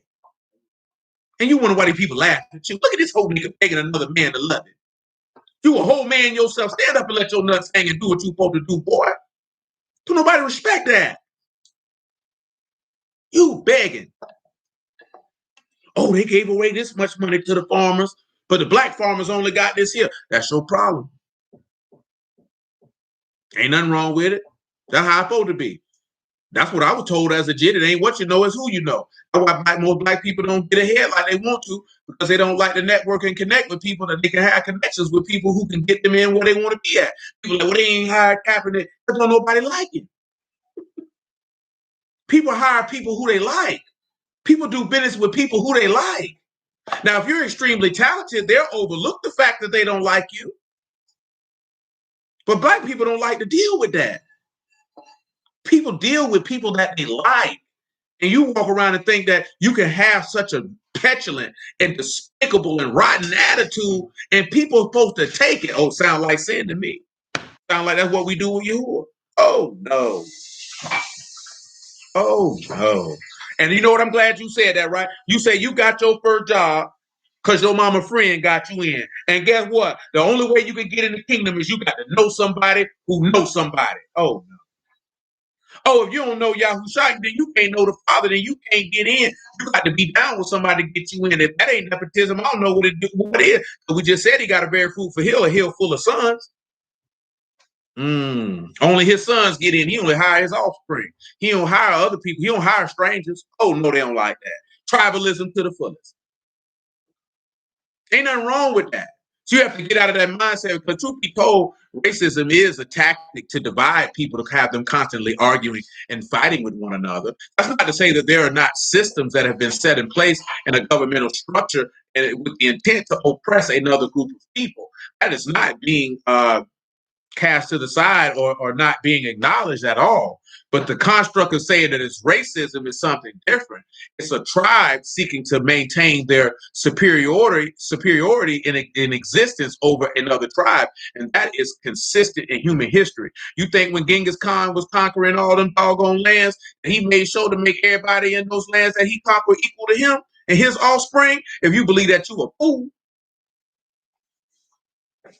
Matter of fact, let's just take our culture. Screw other people. You think that when we came through, when we went to conquering them lands, that we set up to make the strangers equal to you? Let me ask y'all this question, and you can answer in the comments. Let me ask you this first one here. Ushri, interest. Could you charge an Israelite or could you charge a stranger? You tell me. You tell me what the word say, and let's see if the word, there's somebody gonna say the word racist then. You tell me what it say. Could you charge interest to your brother, or could you charge it to a stranger?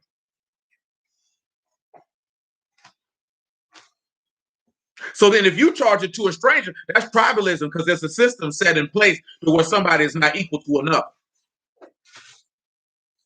Let me ask you this here. Could a stranger ever sit on the throne of the house of Yasharal? You tell me yes or no. Can a stranger rule over the sons of Yasharal? Can a stranger rule over the sons of Abraham, Isaac, and Jacob? You tell me. Yes or no? What does the law say?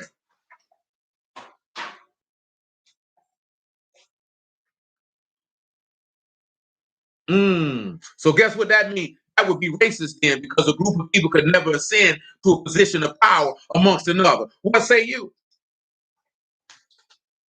Let me ask you this here. Can a stranger ever be an apostle, a prophet, a pastor, an evangelist?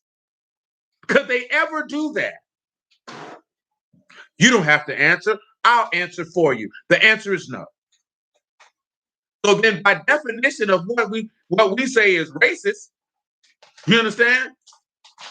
Then our law would say that Yahuah is racist and our system is racist. But the difference, what it is he said, don't do the stranger wrong, didn't he? He said he loved the stranger to give him food and raiment. We treat them justly, but they're not on the same footing as you.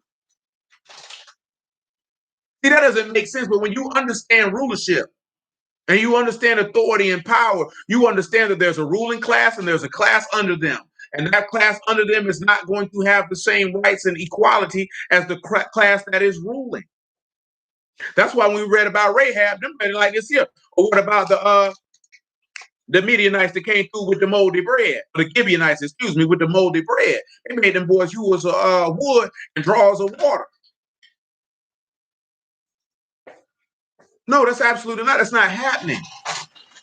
So you have to understand that if you're going to dwell amongst the people, remember, matter of fact, I put it to you this like this and then I'm gonna move on. Yahuah said in Matthew chapter 17, when they came to Peter, and they was like, hey, your master pay taxes?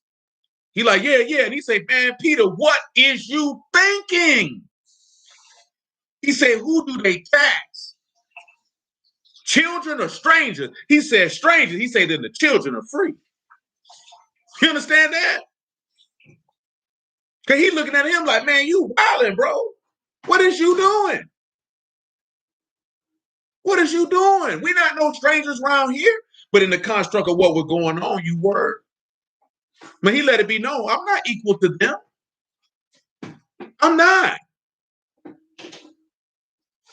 Come on, man. Solomon taxed them heathens like nobody business. If you read the book, he ain't tax you like he taxed them. They would call that racist. But again, you don't read in the text where the righteous men of Yahuah oppressed the stranger. Only the wicked did that. The righteous knew not to do that. That mean you don't go around there taking the stranger's goods, oppressing them and extracting them. But that's the thing that people of this society now that they do. That's what he mentioned. That y'all went a little overboard. See, y'all went a little too far. See, I got to pay you back for that because y'all was wild. I gave you the upper hand, but you didn't have to do all that. So you just exploited that for some other reason. Something wrong with you. But again, there is no such thing as racism. It's tribalism. It is one people seeking to maintain the power that they have in a particular land where they dwell. You have allowed yourself to believe that everyone who dwells in every land is equal. You're not going to China and having the same ability and authority in China that a native-born Chinese person got. And if you believe that, you're a special type of student. You're not going to Japan and doing it. You're not going to Saudi Arabia and think you're going to be equal to the people who dwell there. People are not going for that. But you walk around here thinking that you should be equal to everybody else. You drunk the Kool-Aid and bought the lie. That's a personal problem. When you begin to understand that we ought to work together, and indeed, because that's only in America. Indeed, that is only in America where that mindset exists. This mindset does not exist anywhere else in the earth. Doesn't exist anywhere else in the earth. Everybody else on the earth understands this. Everybody else in the earth moves in a tribalistic fashion. That's why you see that when they come over here. When you see them people migrate over here from other countries, you be shocked that they don't fool with other people. They stick to their own. They deal with their own. They build with their own. They breed with their own.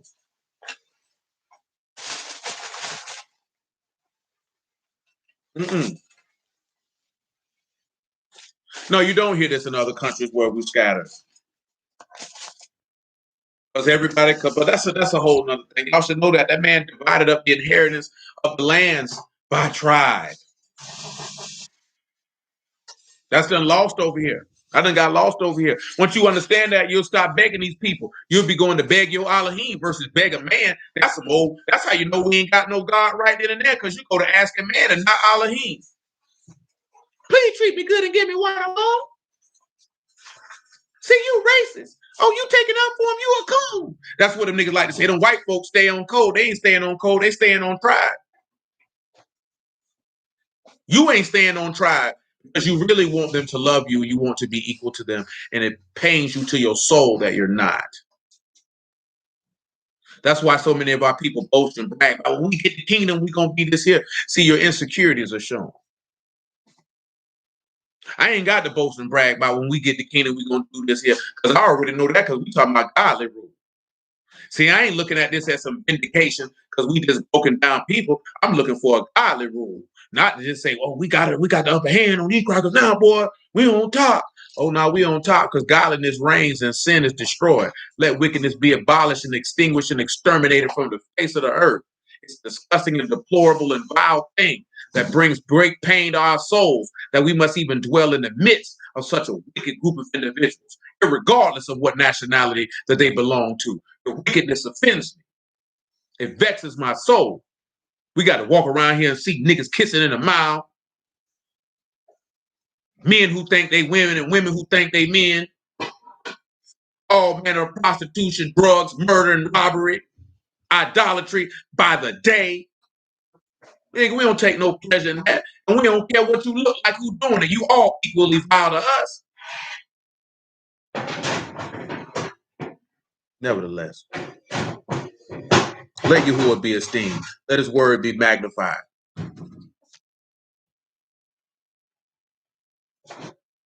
Where I was going at? Oh, I ain't even finished 1 Kings 18. My apologies.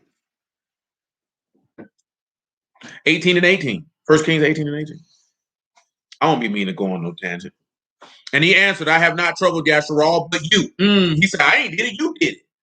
And your father's house. And that you have forsaken the commandments of Yahuah and followed Balaam. You see how you turned around, held him accountable right then? You trying to shift that and project that on me? But no, you and your wicked family have been around here worshiping other gods. That's what done troubled you, nigga. That's what happened with a lot of our people. We don't want to take acknowledgement that you're troubling yourself. It's the white man's fault. It's the system's fault. Man, that whole nigga talk. You a man. Take responsibility for what you've done. Accept the consequences for it. Learn from it and keep it out. And stop looking for somebody else to blame, nigga. And you wondering why your woman and your kids don't respect what you talking about. You wonder why most people in the world don't look at you as an authority on anything. And don't respect what you're talking about.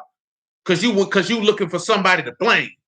Versus standing up as a man and say, boy, I done made my faults, I done correct them, and I'm going to leave my family out of this folly that I done put them in. Because at the end of the day, the women ain't put you in this position. The men put themselves in this position from disobeying Yahuah. Because he ain't give that word to the women on Sinai and told them to follow. He gave it to the men and say, teach your children and teach your household and lead them correctly. And you said, I ain't going to do it.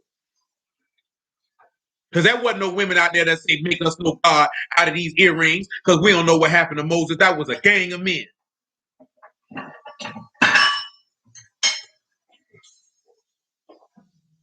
He said, now therefore send and gather me all Yasharal under Mount Carmel and the prophets of Baal, 450. Prophets of the groves, 400 would eat at Jezebel's table. So Ahab sent unto the sons of Yasharal and gathered the prophets together unto Carmel. And Elijah came unto the people and said, how long will you halt between two opinions? If Yahuah be Alahym, follow him. But if Baal, then follow him. And the people answered him not a word. They ain't even want to talk. You know why they didn't want to talk? Because they knew they were wrong. But see, they were operating according to the course of the air. According to the prince of the power of the air. In this example, that would be Ahab, because Ahab was the one who had him following Balaam. They were just operating according to him. And the course of the world, because Balaam wasn't even a god. That was another nation's god.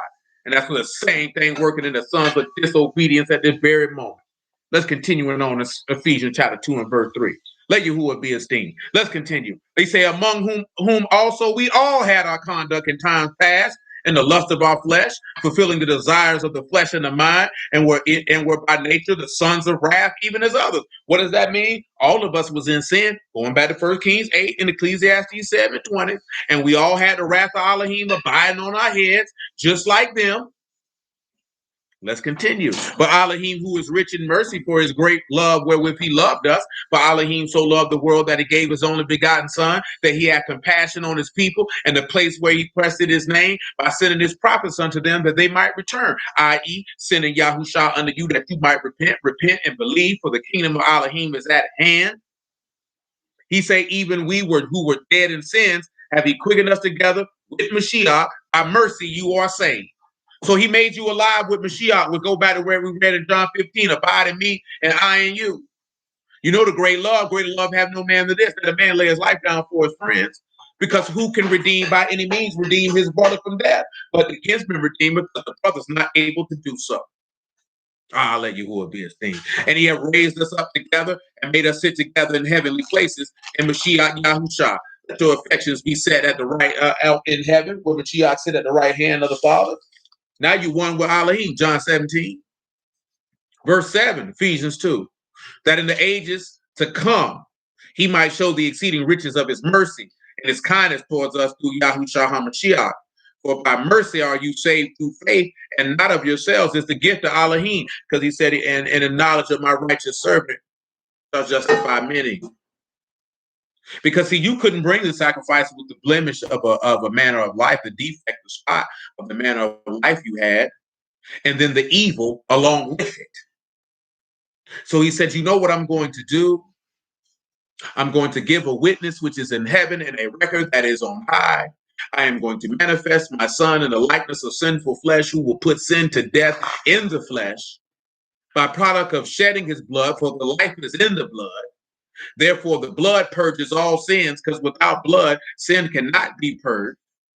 Therefore, a reconciliation can be brought to pass.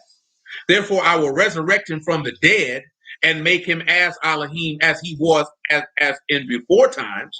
Or as it tells you in Amos 9, I will raise up the tabernacle, the ruins of the tabernacle of David. And therefore, upon resurrecting from the dead, because see, death was defeated upon his death, and the foot was put upon his neck upon his resurrection. Now he can turn around and give the gift of life unto all those that believe on him, as the scripture has said. Therefore, quickening you or making you alive, even though that's not in there, because you were dead in your sins. Some people don't like to deal with the fact that you in your sins and you dead, can't have life in sin, baby. Sin ain't got life in it. And you know that from the law, from when it first started. He said, if you eat from this tree, you shall surely die. Disobedience brings death. The minute you disobey once, you abide in death. You're going to need somebody to free you from that, baby. But praise Yahuah, the name of Yahushua. Somebody came through and did it. So verse 8, right? He say, for you are by mercy, you are saved through faith. That is not of yourselves. It's the gift of Alahym. And what did we read earlier? In Psalm 68 and 18, he took captivity captive. He ascended on high and got gifts for men, even the rebellious also. Oh, man, look at you. See, remember you taking captivity captive. That goes back to what we were talking about in Leviticus 25, that you sold yourselves as a bondman or you were taken captive. That's why he that commits sin is the servant of sin. You're in captivity. You need to be set free. Only the kinsman redeemer can do that. That's why it's a gift of Alahym, and it's of grace or mercy. You couldn't come about. You couldn't set your own self free. Somebody had to come do it for you. See, one of the biggest constructs of what America does is how they teach people with the satanic, leanings and doctrines and mindset that they seek, because that's what they're seeking to have you submit to, is the mind of Satan, that you take on the mind of the adversary, that you mind the things that be a man and not the things that be an Alahym. that you think that you can do everything for yourself. See, the independent woman mindset is a mindset of the adversary. Why is it a mindset of the adversary? Because it causes a woman to go against her natural nature. Because that's not her nature to say. And again, our women are the only women who really propagate this nationwide. Because of course, this doesn't happen worldwide. You have feminist leanings all across the world. But again, feminism was about equality of choice, that women could be able to choose to do certain things. See, now what we have is womanism, which is a byproduct of humanism, which is the deification of self. See, womanism is the deification of women. Humanism is the deification of self. That you're your own God, you have dominion and rule over yourself, and you are independent of dictate of others. See, the adversary ain't even smooth and slick in what he doing. We just stupid. When I say stupid, meaning slow to game. You can't peep the game, so you can't even peep that the game being ran on you. And next thing you know, you on the block selling twat. Do you know what I'm saying? Sound like nonsense over the top. You know what I'm saying? Now you getting pimped and you selling vagina and you don't even know how you got here selling vagina because you didn't peep when game was being run because you lame. See, most people in the earth are lame. And you know what? Most people in the earth are lame because they lead with their desires. That's how you get God. See, most people who are not lame, they're discerning thinkers. They listen to what is being said to them, and they don't do things based off what they desire or how they feel in any given moment. So therefore, game can't be ran on them. Doesn't mean that people don't make bad choices and decisions. No, that's not what I'm talking about. I'm talking about people running game. But to be lame is that you just don't know. And most people are lame to the devices of Satan. You know, that's what Paul told us in 2 Corinthians chapter 1. We are not ignorant of Satan's devices. Most of us are ignorant of the devices of which he enacts. He's seeking for people to worship themselves. He's seeking for people to make themselves be independent. See, you don't understand that it's a satanic leaning of the independent woman. I don't need no man because it destroys the family dynamic. Satan knows the best way to destroy people, to turn them from God, is to destroy the family. We already read in 1 Corinthians 11, he set the order because the family is where the power is. And I've told y'all many times before, there is no family where there is no man. You don't have a family without a man. You just have a woman with offspring. You don't have a family without a man. I don't care what any of you think. I don't care what any of you feel. You can feel and think whatever you want, but that's not going to change the fact you don't got no family without no man because ain't no woman, no leader. Period, point blank. You ain't got to like it. I don't care what you think or how you feel. You can grit your teeth, stamp your teeth, eat all that type of stuff. Ain't no woman, no leader. Because ain't no man following no woman. Only men who follow women are beta males, sissies, and dummies. That don't negate nothing about no woman. That doesn't mean a woman can't give wise counsel. That doesn't mean a woman doesn't have good input to give. She ain't no leader. Because leading is responsibility. She don't want that responsibility. She don't want that. Because see, in leading, you got to make tough decisions. You might have to come up with decisions. Somebody got to live or die. That woman ain't gonna want to make that decision. Not on somebody who hasn't angered her to the point that she would want to have malice or vengeance upon them. See, there's hard decisions that men have to make. The women, and you already know that because most women gonna look to that man and ask him to make the decision because she don't want to make it. And she doesn't want to make it because one, she doesn't want to deal with it, and two, she's not gonna want to deal with the consequences that could come from that decision. Men have to make decisions and live with the outcome, whether it be good or bad, and have to deal with whatever anybody has to say about that decision. And he has to make that decision in a split moment. That has to be beneficial, not for himself. That's another reason why women can't lead, because they're going to make decisions that benefit them and not benefit the whole. That's why men don't respect men who make decisions that only benefit them and not the whole. He's not a leader. Leaders don't make decisions that benefit just them. They're thinking about everyone who is under their charge. If you're not thinking about everybody who's under your charge, you're not a leader. You're not worthy to lead. You're less than a man. You're a selfish bastard. When I say less than a man, because you're not operating in the terms of the mind of the greatest man who said, I did not come to be served, I came to serve. Yes, I'm your Lord and Master, but I washed your feet. You ought to wash one another's feet. Meaning I can serve and still lead and assert my dominance and my authority. I'm not so insecure and proud that I can't serve those under my charge, which would increase their morale, which would cause them to serve me even greater to fulfill my will and means. But see, that takes a level of maturity to understand that concept, a level of spiritual maturity, first and foremost. So again, let Yahuah be esteemed.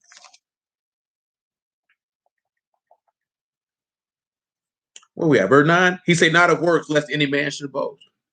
For we are his workmanship, created in Mashiach Yahushua unto good works, which Alahym have ordained that we should walk in them. So I will wager the point they're trying to get to understand is the like mercy. So remember, we looking at grace, we looking at mercy. That's what that means. That's mercy. See, that's not a works. You didn't work to get his mercy. The law says, I show mercy to whom I show mercy. I show compassion to whom I show compassion. That's a gift to Alahym that he extends that. There's nothing that you do to get it. That's what it told you that with Noah. He found grace in his sight, or mercy. That's why I tell you, y'all see grace, you just need to think of the word mercy, because that's what it translates to. Mercy, at least in Hebrew. In Greek, that's another matter. But in Hebrew, that translates to mercy. Simple as that. Mercy and truth, grace and truth. You're talking about mercy and faithfulness. Now, why when you hear grace and truth came by Yahushua HaMashiach, it should be mercy and faithfulness. That's what he brought. He brought a faithful word, and he's faithful in his mercy. But his mercy is not to be flaunted. Let's return to Matthew chapter 21, I believe.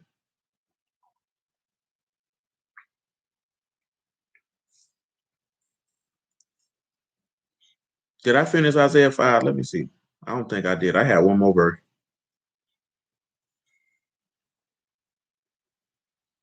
You can drop down to verse 7 because we don't need to read all that. Of course, the tower.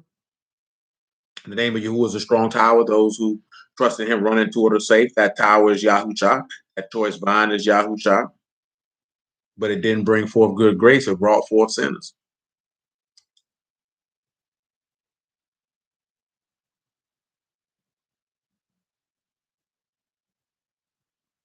See, again, like I said, our people love to romanticize ourselves. And that's something that we need to stop doing. And we need to start being real. We need to start being honest. We need to have difficult conversations. We can't be worried about trying to bring everybody together. You got to bring in those who want to be better. And those who don't, you got to let them go on their way. But you can't be worried about people feeling. And when I say you don't say stuff to purposely hurt people's feelings, but the truth is going to hurt people's feelings.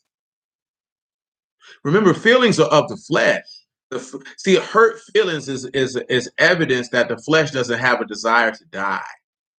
And when you bring the sword of truth, aka the word Alahym, those feelings are getting cut, and that pushback you getting is the screaming from the wound, from the slice, and the spilling of blood, and the screaming out. But that same sword that cut, or i.e. that same word that cut, is the same word that can heal. But an individual has to allow it to do so. They have to relinquish the pride to let it heal them. That's what most people don't want to do, because it's not even the fact that it's the truth. It's the fact that you're pointing out something that I'm doing that I take pleasure in or don't want to stop doing. And I'm too proud to acknowledge that I am captured. I am in bondage. I am in captivity to said thing of which you mentioned. So I'll fight you and belittle you and slander you and do all of these other things than to acknowledge that I need a redeemer. That's really what's going on. When you see people doing all this kicking, I mentioned that to y'all Wednesday. Ain't nobody ever been offended at no lie. People are only offended at the truth. So when you see people, I don't like this, what this person say, and you really go examine what they say, like I told y'all many times before, I ain't never had no problem problem when Donald Trump was president, because Donald Trump is a man. He may say things that I don't agree with him, but he's a man. I mean, there's only one man that we agree with in completion, and that's Yahuah. So for the most part, ain't too many men on the earth who saying something that you gonna agree with completely, unless this person is speaking from the perspective of the Ruach of truth. Then of course I'm gonna agree with anything you have to say, because you're agreeing with the man who I agree with, which is my Alahym. But that's why I mentioned Jesse Lee. There are things that man say I don't agree with, but I can respect the fact that he's a man, stand on what he says, he believes what he says is correct. But the main key thing, when I mentioned Jesse Lee, when he was talking to them dudes, he said they evil. He said they don't understand they in a fallen state and they need to be redeemed. See, all that stuff that everybody was saying in that show, see, that's the stuff that people gonna overlook. And they was like, we don't need to bring religion into this. This man's whole foundation is the word. So it's not bringing religion into this. This is my life. This is my speech. This is my perspective. I can't have a conversation about nothing real and not let the word of Yahuah flow out, because this is what is in me. This is who I am. This is what I am about. This is my life. Individuals don't understand that, because they think most people who pick up his word, they playing with it. It's not their life. This ain't cannon fodder. This ain't a conversational starter piece.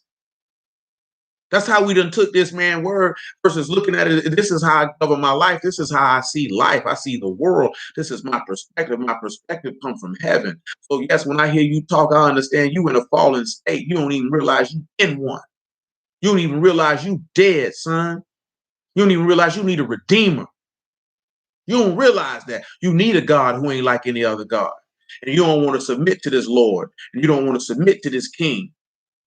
You don't want to serve him because you feel like you're greater than him or equal to him. And that's a wrong place to be. Nevertheless, verse 7. Matter of fact, we don't even need that, because that's going to take us down a whole nother road that I don't really want to go to based on what we're discussing this evening. Plus, we went over Isaiah 5 not too long ago. So. Come on back to verse 33 of Matthew 21. Here another parable. There was a certain master of the house which planted a vineyard, hedged it round about, digged a wine press in it, which you just heard, and built a tower and let it out to husbandmen and went into a far country. And I think we read this when we were dealing with that. And of course, you know, I'm just telling you that that's not Isaiah 5. But I want you to hear what a husbandman is before we go forward. And of course, that is a garagos. That is a husbandman, a tiller of soil, or a vine dresser. That's probably why you mentioned Adam, Sean. If that is, then affirm that for me. And if not, then let me know that as well. See, let's take that back to Genesis. Because a husbandman is a tiller of soil. Genesis chapter 2.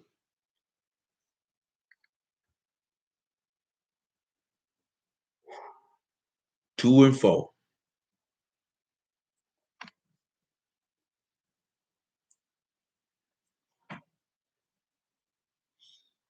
These are the generations of the heavens and the earth when they were created. In the day that Yahuah Alahym made the heavens and earth, every plant of the field before it was in the earth, every herb of the field before it grew, for Yahuah Alahym had not caused it to rain upon the earth, and there was no man to till the ground. If you remember, till is the work. That is avad, that is work, that is labor. Now I want to take this here and equate to how the husbandmen are those who do the labor, or those who preach the word. So the first thing that I want you to do is come over here to 1 Corinthians chapter 9. Remember what Yahuah, the labor is what? Worthy of his hire. They're the ones who are tilling the ground, or the Adamah, or the people. The people are from the dust of the ground. So they do the labor to the ground, or what we read in 1 Corinthians 3 the other day. A master builder on a foundation. When we're dealing with love edify, love builds a foundation.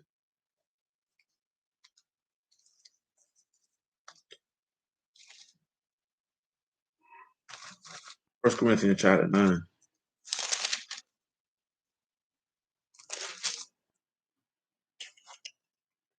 9 and 13.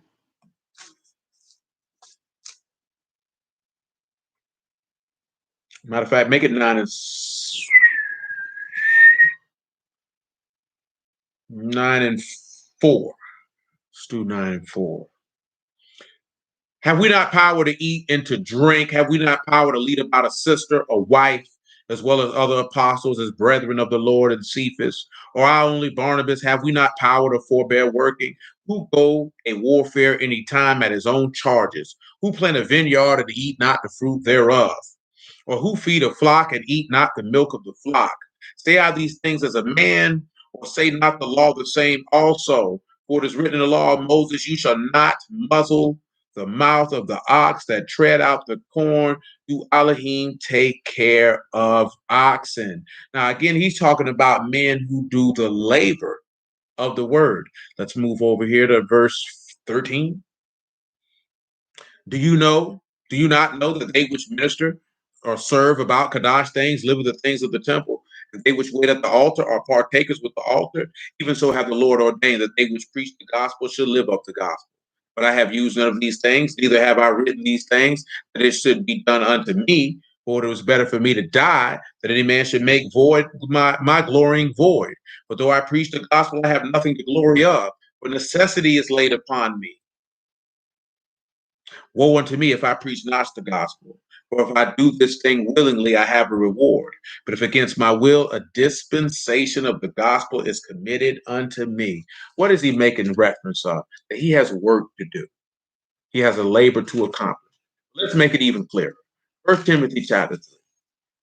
Also, we could also reference Luke chapter 9. He that putting his hand to the plow is not fit for the kingdom of Alahym. Because if you're putting your hand to the plow, that means you're tilling the ground. Doing the labor, you're doing the work. 1 Timothy chapter 3, verse 1. That's all we want. This is a true saying that if a man desire the office of the bishop, he desires a good work. So when we look at this here, when he's setting out husbandmen. He let out husbandmen and went into a far country. Him letting out the husbandmen is the apostles. Him going into the far country is him ascending into Shamahim. Let's continue in Matthew chapter 21 and verse 34. And when the time of the fruit drew near, he sent his servants to the husbandmen that they might receive the fruits of it. The husbandmen took his servants and beat one and killed another and stoned another. So again, now it done flip. We can flip it. The husbandmen are the house of Yasharal, and the servants are the prophets whom he rised up daily and sending, and they would not hear them. And again, he sent other servants more than the first, and they did like unto them likewise. The last of all, he sent unto them his son, saying, they will reverence my son. But when the husbandmen saw the son, they said among themselves, this is the heir. Come, let us kill him, and let us seize on his inheritance. And they caught him and cast him out of the vineyard and slew him. And when the Lord therefore of that vineyard come, what will he do unto those husbandmen? They said unto him, he will miserably destroy those wicked men, which let out his vineyard unto other husbandmen, who shall render him the fruits in their seasons. Yahushua said unto them, did you never read in the scriptures the stone which the builders rejected? The same has become the head of the corner. This is the Lord's doing, and it's marvelous in our eyes. Therefore I say unto you, the kingdom of Alahym shall be taken from you and given to a nation, bringing forth the fruits thereof, taking us back to that fruitful hill. Whosoever shall fall on the stone shall be broken, but on whomsoever it shall fall, it will grind him to powder. And when the chief priests and Pharisees heard these parables, they perceived that he spake of them. But when they sought to lay hands on him, they feared the multitude, for they took him for a prophet. Let's go to Psalms 49 again, because we have not done the Psalms in its entirety this evening. And that is what we must do in order to stay consistent on what we're doing. What did he let him know? That he did all of these things, and those were those wild grapes. He wanted to bring forth good grapes, but they brought forth wild grapes. And when he sent forth his servants to retrieve the grapes, they killed them because they wanted to keep them. Because they were supposed to be doing the labor, but they didn't want to do the labor. And they didn't want to unask what was not theirs. Psalm 49 and 1. Hear this, all you people, give ear, all you inhabitants of the world, both low and high, rich and poor, together. That could take you to Revelation 14. My mouth shall speak of wisdom, The meditation of my heart shall be of understanding. If y'all brothers don't get nothing else, that's what I want you to be able to do if you will see fit. That your mouth is going to speak of Kokma, and the meditation of your mind is going to be of that tabun, and that is understanding, or the intelligence, or the faculty to understand.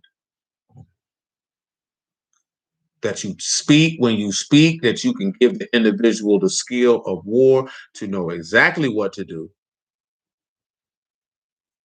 and what not to do, but that when you meditate in your heart, which is the haguth, your musings, the things that you think upon, that they will be of the ability of understanding, that you think of understanding and you speak wisdom. Nevertheless, which of course we know that's everything that Yahuah did, and that's a 3-4 hour conversation in and of itself. Verse 4, I will incline my ear to a prayer. Matter of fact, I'll give you an instance of what I mean. How we know his mind meditated on understanding. When he was explaining to Peter, this is the understanding part. When he was explaining to Peter that he would die, and Peter said, this won't happen to you. You know that his mind meditated on understanding, because he said, Peter, you desire the things that be of man and not the things that be of Alahym. That's an utterance of understanding. That's him understanding that what I have to do is for Alahym. This is not of men. Him speaking in regards to wisdom is when he gave Peter the scenario in Luke chapter 7. When Mary came through there and began to wash his feet with her tears and dry them with her hair. He said, judge this here, Peter. He said there was a man who owed, and he forgave them both, and one owed more than the other. He said, which one would love him the most? He said, the one who owed the most. He said, you judge correctly. That's wisdom. That's a mouth that's speaking of wisdom, but a heart that meditates on understanding. Those are scriptural examples from your king himself.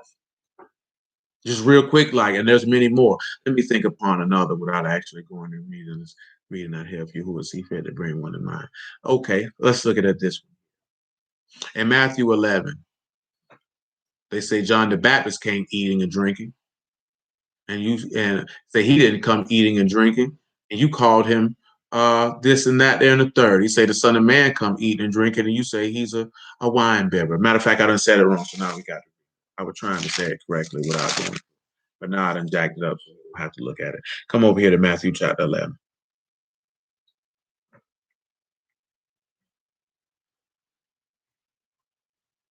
11 and 7. Now, this is wisdom. This is not the meditating of understanding. This is the manifestation of wisdom. And as they departed, Yahushua began to say unto the multitudes concerning John, what went you out unto the wilderness to see? A reed shaken with the wind? Or what we went out for to see? A man clothed in soft raiment? Behold, they that wear soft clothing are in the king's houses. Or what went for you out to see? A prophet? Yea, I say unto you, more than a prophet. For this is he of whom it is written, behold, I send my messenger before your face, which shall prepare your way before you. Truly I say unto you, among them that are born of women, there are not risen greater than John the Baptist. Notwithstanding, he that is in the least of the kingdom of heaven is greater than he. And from the days of John the Baptist until now, the kingdom of heaven suffered violence, and violent take it by force. For all the prophets and law prophesied until John. And if you will receive it, this is Elijah, which was to come. He that have ears, let him hear. Whereunto you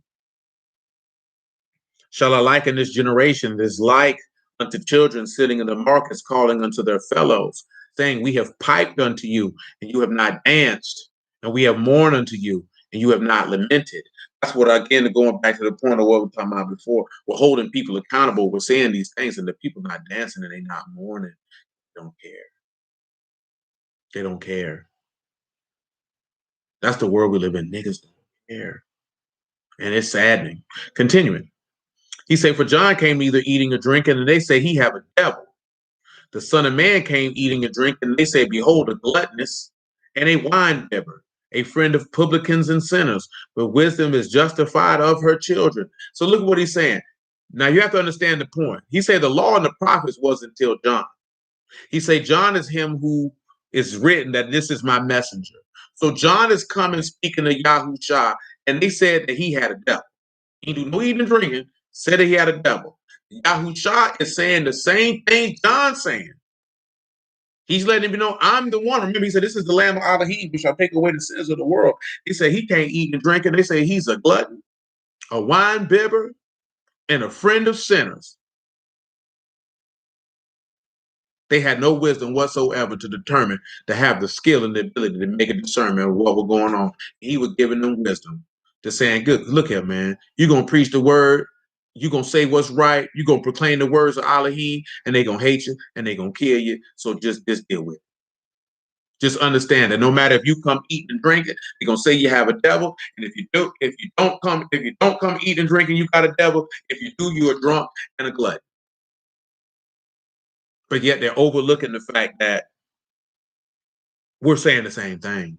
Because what did he tell you? The kingdom of heaven, the reign of Shamahim, has to suffer violence, and the violent take it by force, or they oppress you. Which is what Cain did to Abel, which is what we read in Ezekiel 22 on Wednesday, which is what you've seen in that Matthew 21, that those husbandmen killed the servants of the householder because they got to take it by force. Therefore, that's why they don't have any redemption for their soul, which shows you why they need a redeemer, because they have a defect. They have a defect.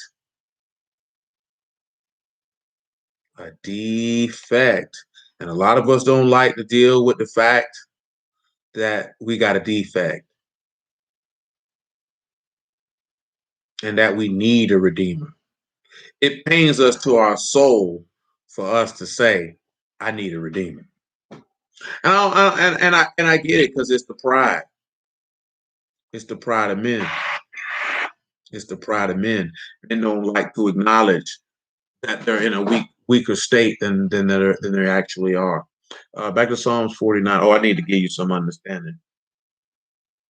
Simple as one. Not my will be done, but your will be done. That's understanding. There's something that I muse upon. I meditated in my heart. That's understanding. Back to Psalms 49, because we don't want to run too long. We already at 2:10, and it's 11:15. Verse 5, wherefore should I fear the days of evil, when the iniquity of my heel shall compass me about? And again, Yahuah ain't had no fear. When Peter pulled out that sword, he said, what?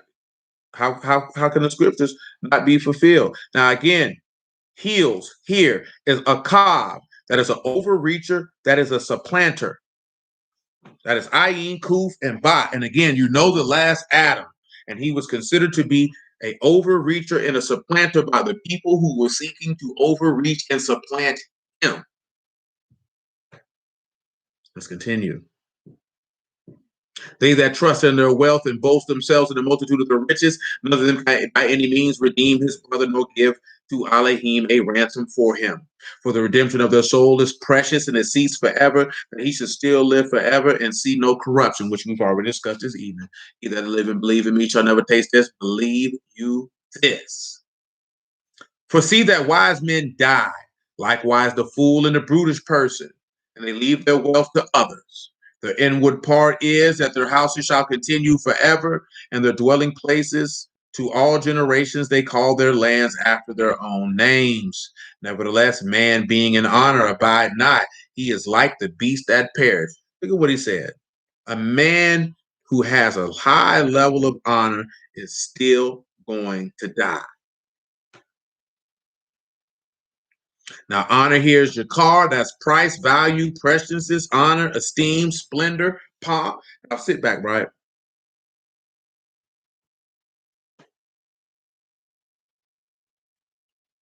Just how I'm going to do this. Come to mind. When we look at verse 10, wise men die. We know that Yahushua was a wise man and he died. He said, likewise, the fool and the brutish person perish, and they leave their wealth to others. What does this mean? Of course, the word for wealth here is kayil. The word that you know is used for strength. It also means wealth. You also know that Yahushua made himself poor, that through his poverty we might be made rich. So in doing so, he died and he left his wealth to others, i.e. being you, because he gave you his Ruach HaKadosh, because Proverbs 8 tells you that he has durable riches. Revelation chapter 3 tells you that he counseled you to buy gold of him tried in the fire, that you might be rich. Let's continue.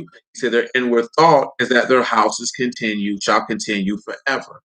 We know that Yahushua's inward thought is that his house would continue forever.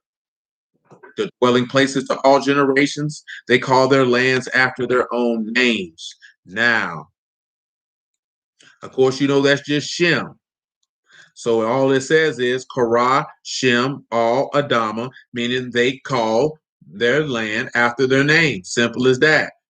Guess what? Jerusalem is named after. His name is in it. It is the city where he placed his name at. Continue. Nevertheless, being in honor, abide not. Nevertheless, Yahushua was put to an open shame, and he perished like a beast. Verse 13, this their way is their folly, yet their posterity approve their sayings. He said, this their way is their folly. Again, folly is kasel, it's confidence or hope, stupidity, and folly. Now, sit there and think about that. His posterity, of course, which is a heart, his following apart, behind. Y'all remember that. What did we read last week? Nobody can do nothing but what has already been done to come after the king. Let me say it correctly.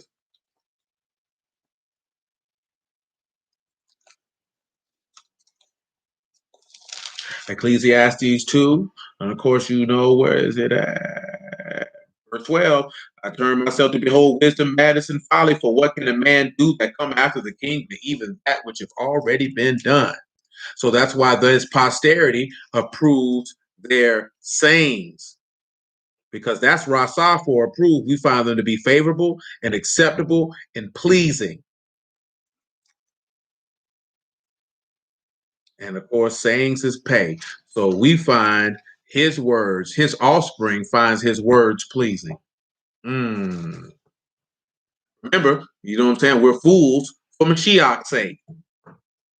That's why his prosperity approves his words of his mouth.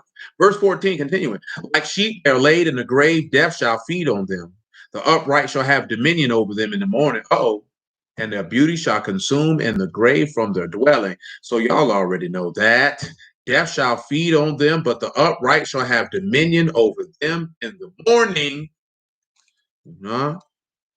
Pain may endure for a night, but joy come in the morning, because those who are straight and upright will have dominion over those who have no redeemer, i.e., the soul that sin, it shall die, and he that commits sin is of the devil, and therefore they abide in death. Continuing, verse 15. But Alahym will redeem my soul from the power of the grave, for he shall receive me, which we know that's exactly what he did with Yahusha. Be not you afraid when one is made rich, when the glory of his house is increased. For when he die, he shall carry nothing away. That's why Paul told you, you brought nothing in this world, and you're not taking nothing with you. His esteem shall not descend after him. That's the same thing you've seen in the parable, Lazarus and the rich man. You fare sumptuously in this life, but you can't take that with you, buddy. Same thing when he told you, oh, you think you're going to build greater? I require your soul tonight. He said, though while he lived, he blessed his soul, and men will praise you when you do well to yourself. He shall go to the generation of his fathers. They shall never see the light. Man that is in honor and understand not is like the beast that perish. See, come on back over here. I'm going to go ahead and read that, Luke, because Psalm 49 is definitely the parallel to the parable in Luke 16. I just want you to catch those parallels. I'm going to pick it up at verse 19. Luke 16 is what we will conclude for this evening. There was a certain rich man, which was clothed in purple and fine linen and fared sumptuously every day. Verse 18, and that's Psalms 49. Though while he lived, he blessed his soul, and men will praise you that you do well to yourself. Let's continue. And there was a certain beggar named Lazarus, which was laid at his gate, full of sores, and desiring to be fed with the crumbs which fell from the rich man's table. Moreover, the dogs came and licked his sores. It came to pass that the beggar died, and he was carried by the Malachim into Abraham's bosom. The rich man also died, and was buried. Remember, a man that is in honor and understand not is like the beast that perish. You die for nothing. Remember we said about beasts. Beasts have no understanding. A man who dies without understanding is akin to a dog dying, a cow dying, a sheep dying, you just dead. Because ain't no animals getting resurrected. You just dead. And when you lack understanding, you're worthy of death. Let's continue. And in hell, he lift up his eyes, being in torments, and see Abraham afar off, and Lazarus in his bosom. And he cried and said, Abba, Abraham, have mercy on me, and send Lazarus, that he may dip the tip of his finger in water and cool my tongue, for I am tormented in this flame. But Abraham said, Son, remember that in your lifetime you received your good things, and likewise Lazarus evil things, but now he is comforted, and you are tormented. That's that verse 14. Looks like sheep are laid in the grave, and death shall feed on them. The upright shall have dominion over them in the morning. Because evening it shall be light, and then the dead in Meshach shall rise first, and their beauty shall consume in the grave from their dwelling. All the beauty that the rich man had in his grave, it has now been consumed from the place that he dwelt, as he is being tormented in this flame. He said, and besides all this between us, you, there is a great gulf fixed, so that they which could not pass from thence to you cannot, neither can they pass to us that would come from thence. Then he said, I pray you therefore, Abba, that you would send me him to my Abba's house. For I have 5 brethren, that he may testify unto them, that they also, lest they also come into this place of torment. Abraham said unto them, they have Moses and the prophets, let them hear them. He said, Nay, Abba, Abraham, but if one went unto them from the dead, they will repent. He said unto them, if they will not hear Moses and the prophets, neither will they be persuaded from one who rose from the dead. Because though he was in honor in this life, he didn't have any understanding. And guess what? He shall go to the generation of his fathers, and he will never see the light. He didn't get to see salvation. He got to perish. So hallelujah for Yahushua. And what I appreciate y'all time this evening, and bless y'all the house of Alahym in the name of Yahushua. Let Yahuah through Yahushua be continuously esteemed every single solitary day.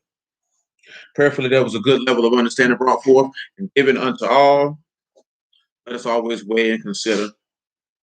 Let us always have an unwavering hope and trust in Alahym, and let us just manifest that, so that we might receive a full reward. You don't end up like Buddy asking somebody to stick their tip of their finger in some water to cool your tongue because you're tormented. Why was he tormented? Because he was worried about the wrong things. We can get caught up worrying about the wrong things a lot real quick, like, and get yourself cut off. Don't be that guy. Again, blessings out the house of Alahym in the name of Yahushua. I surely appreciate y'all time this evening. We'll pick it up on tomorrow and make it do what it do. And until then, I bid you adieu.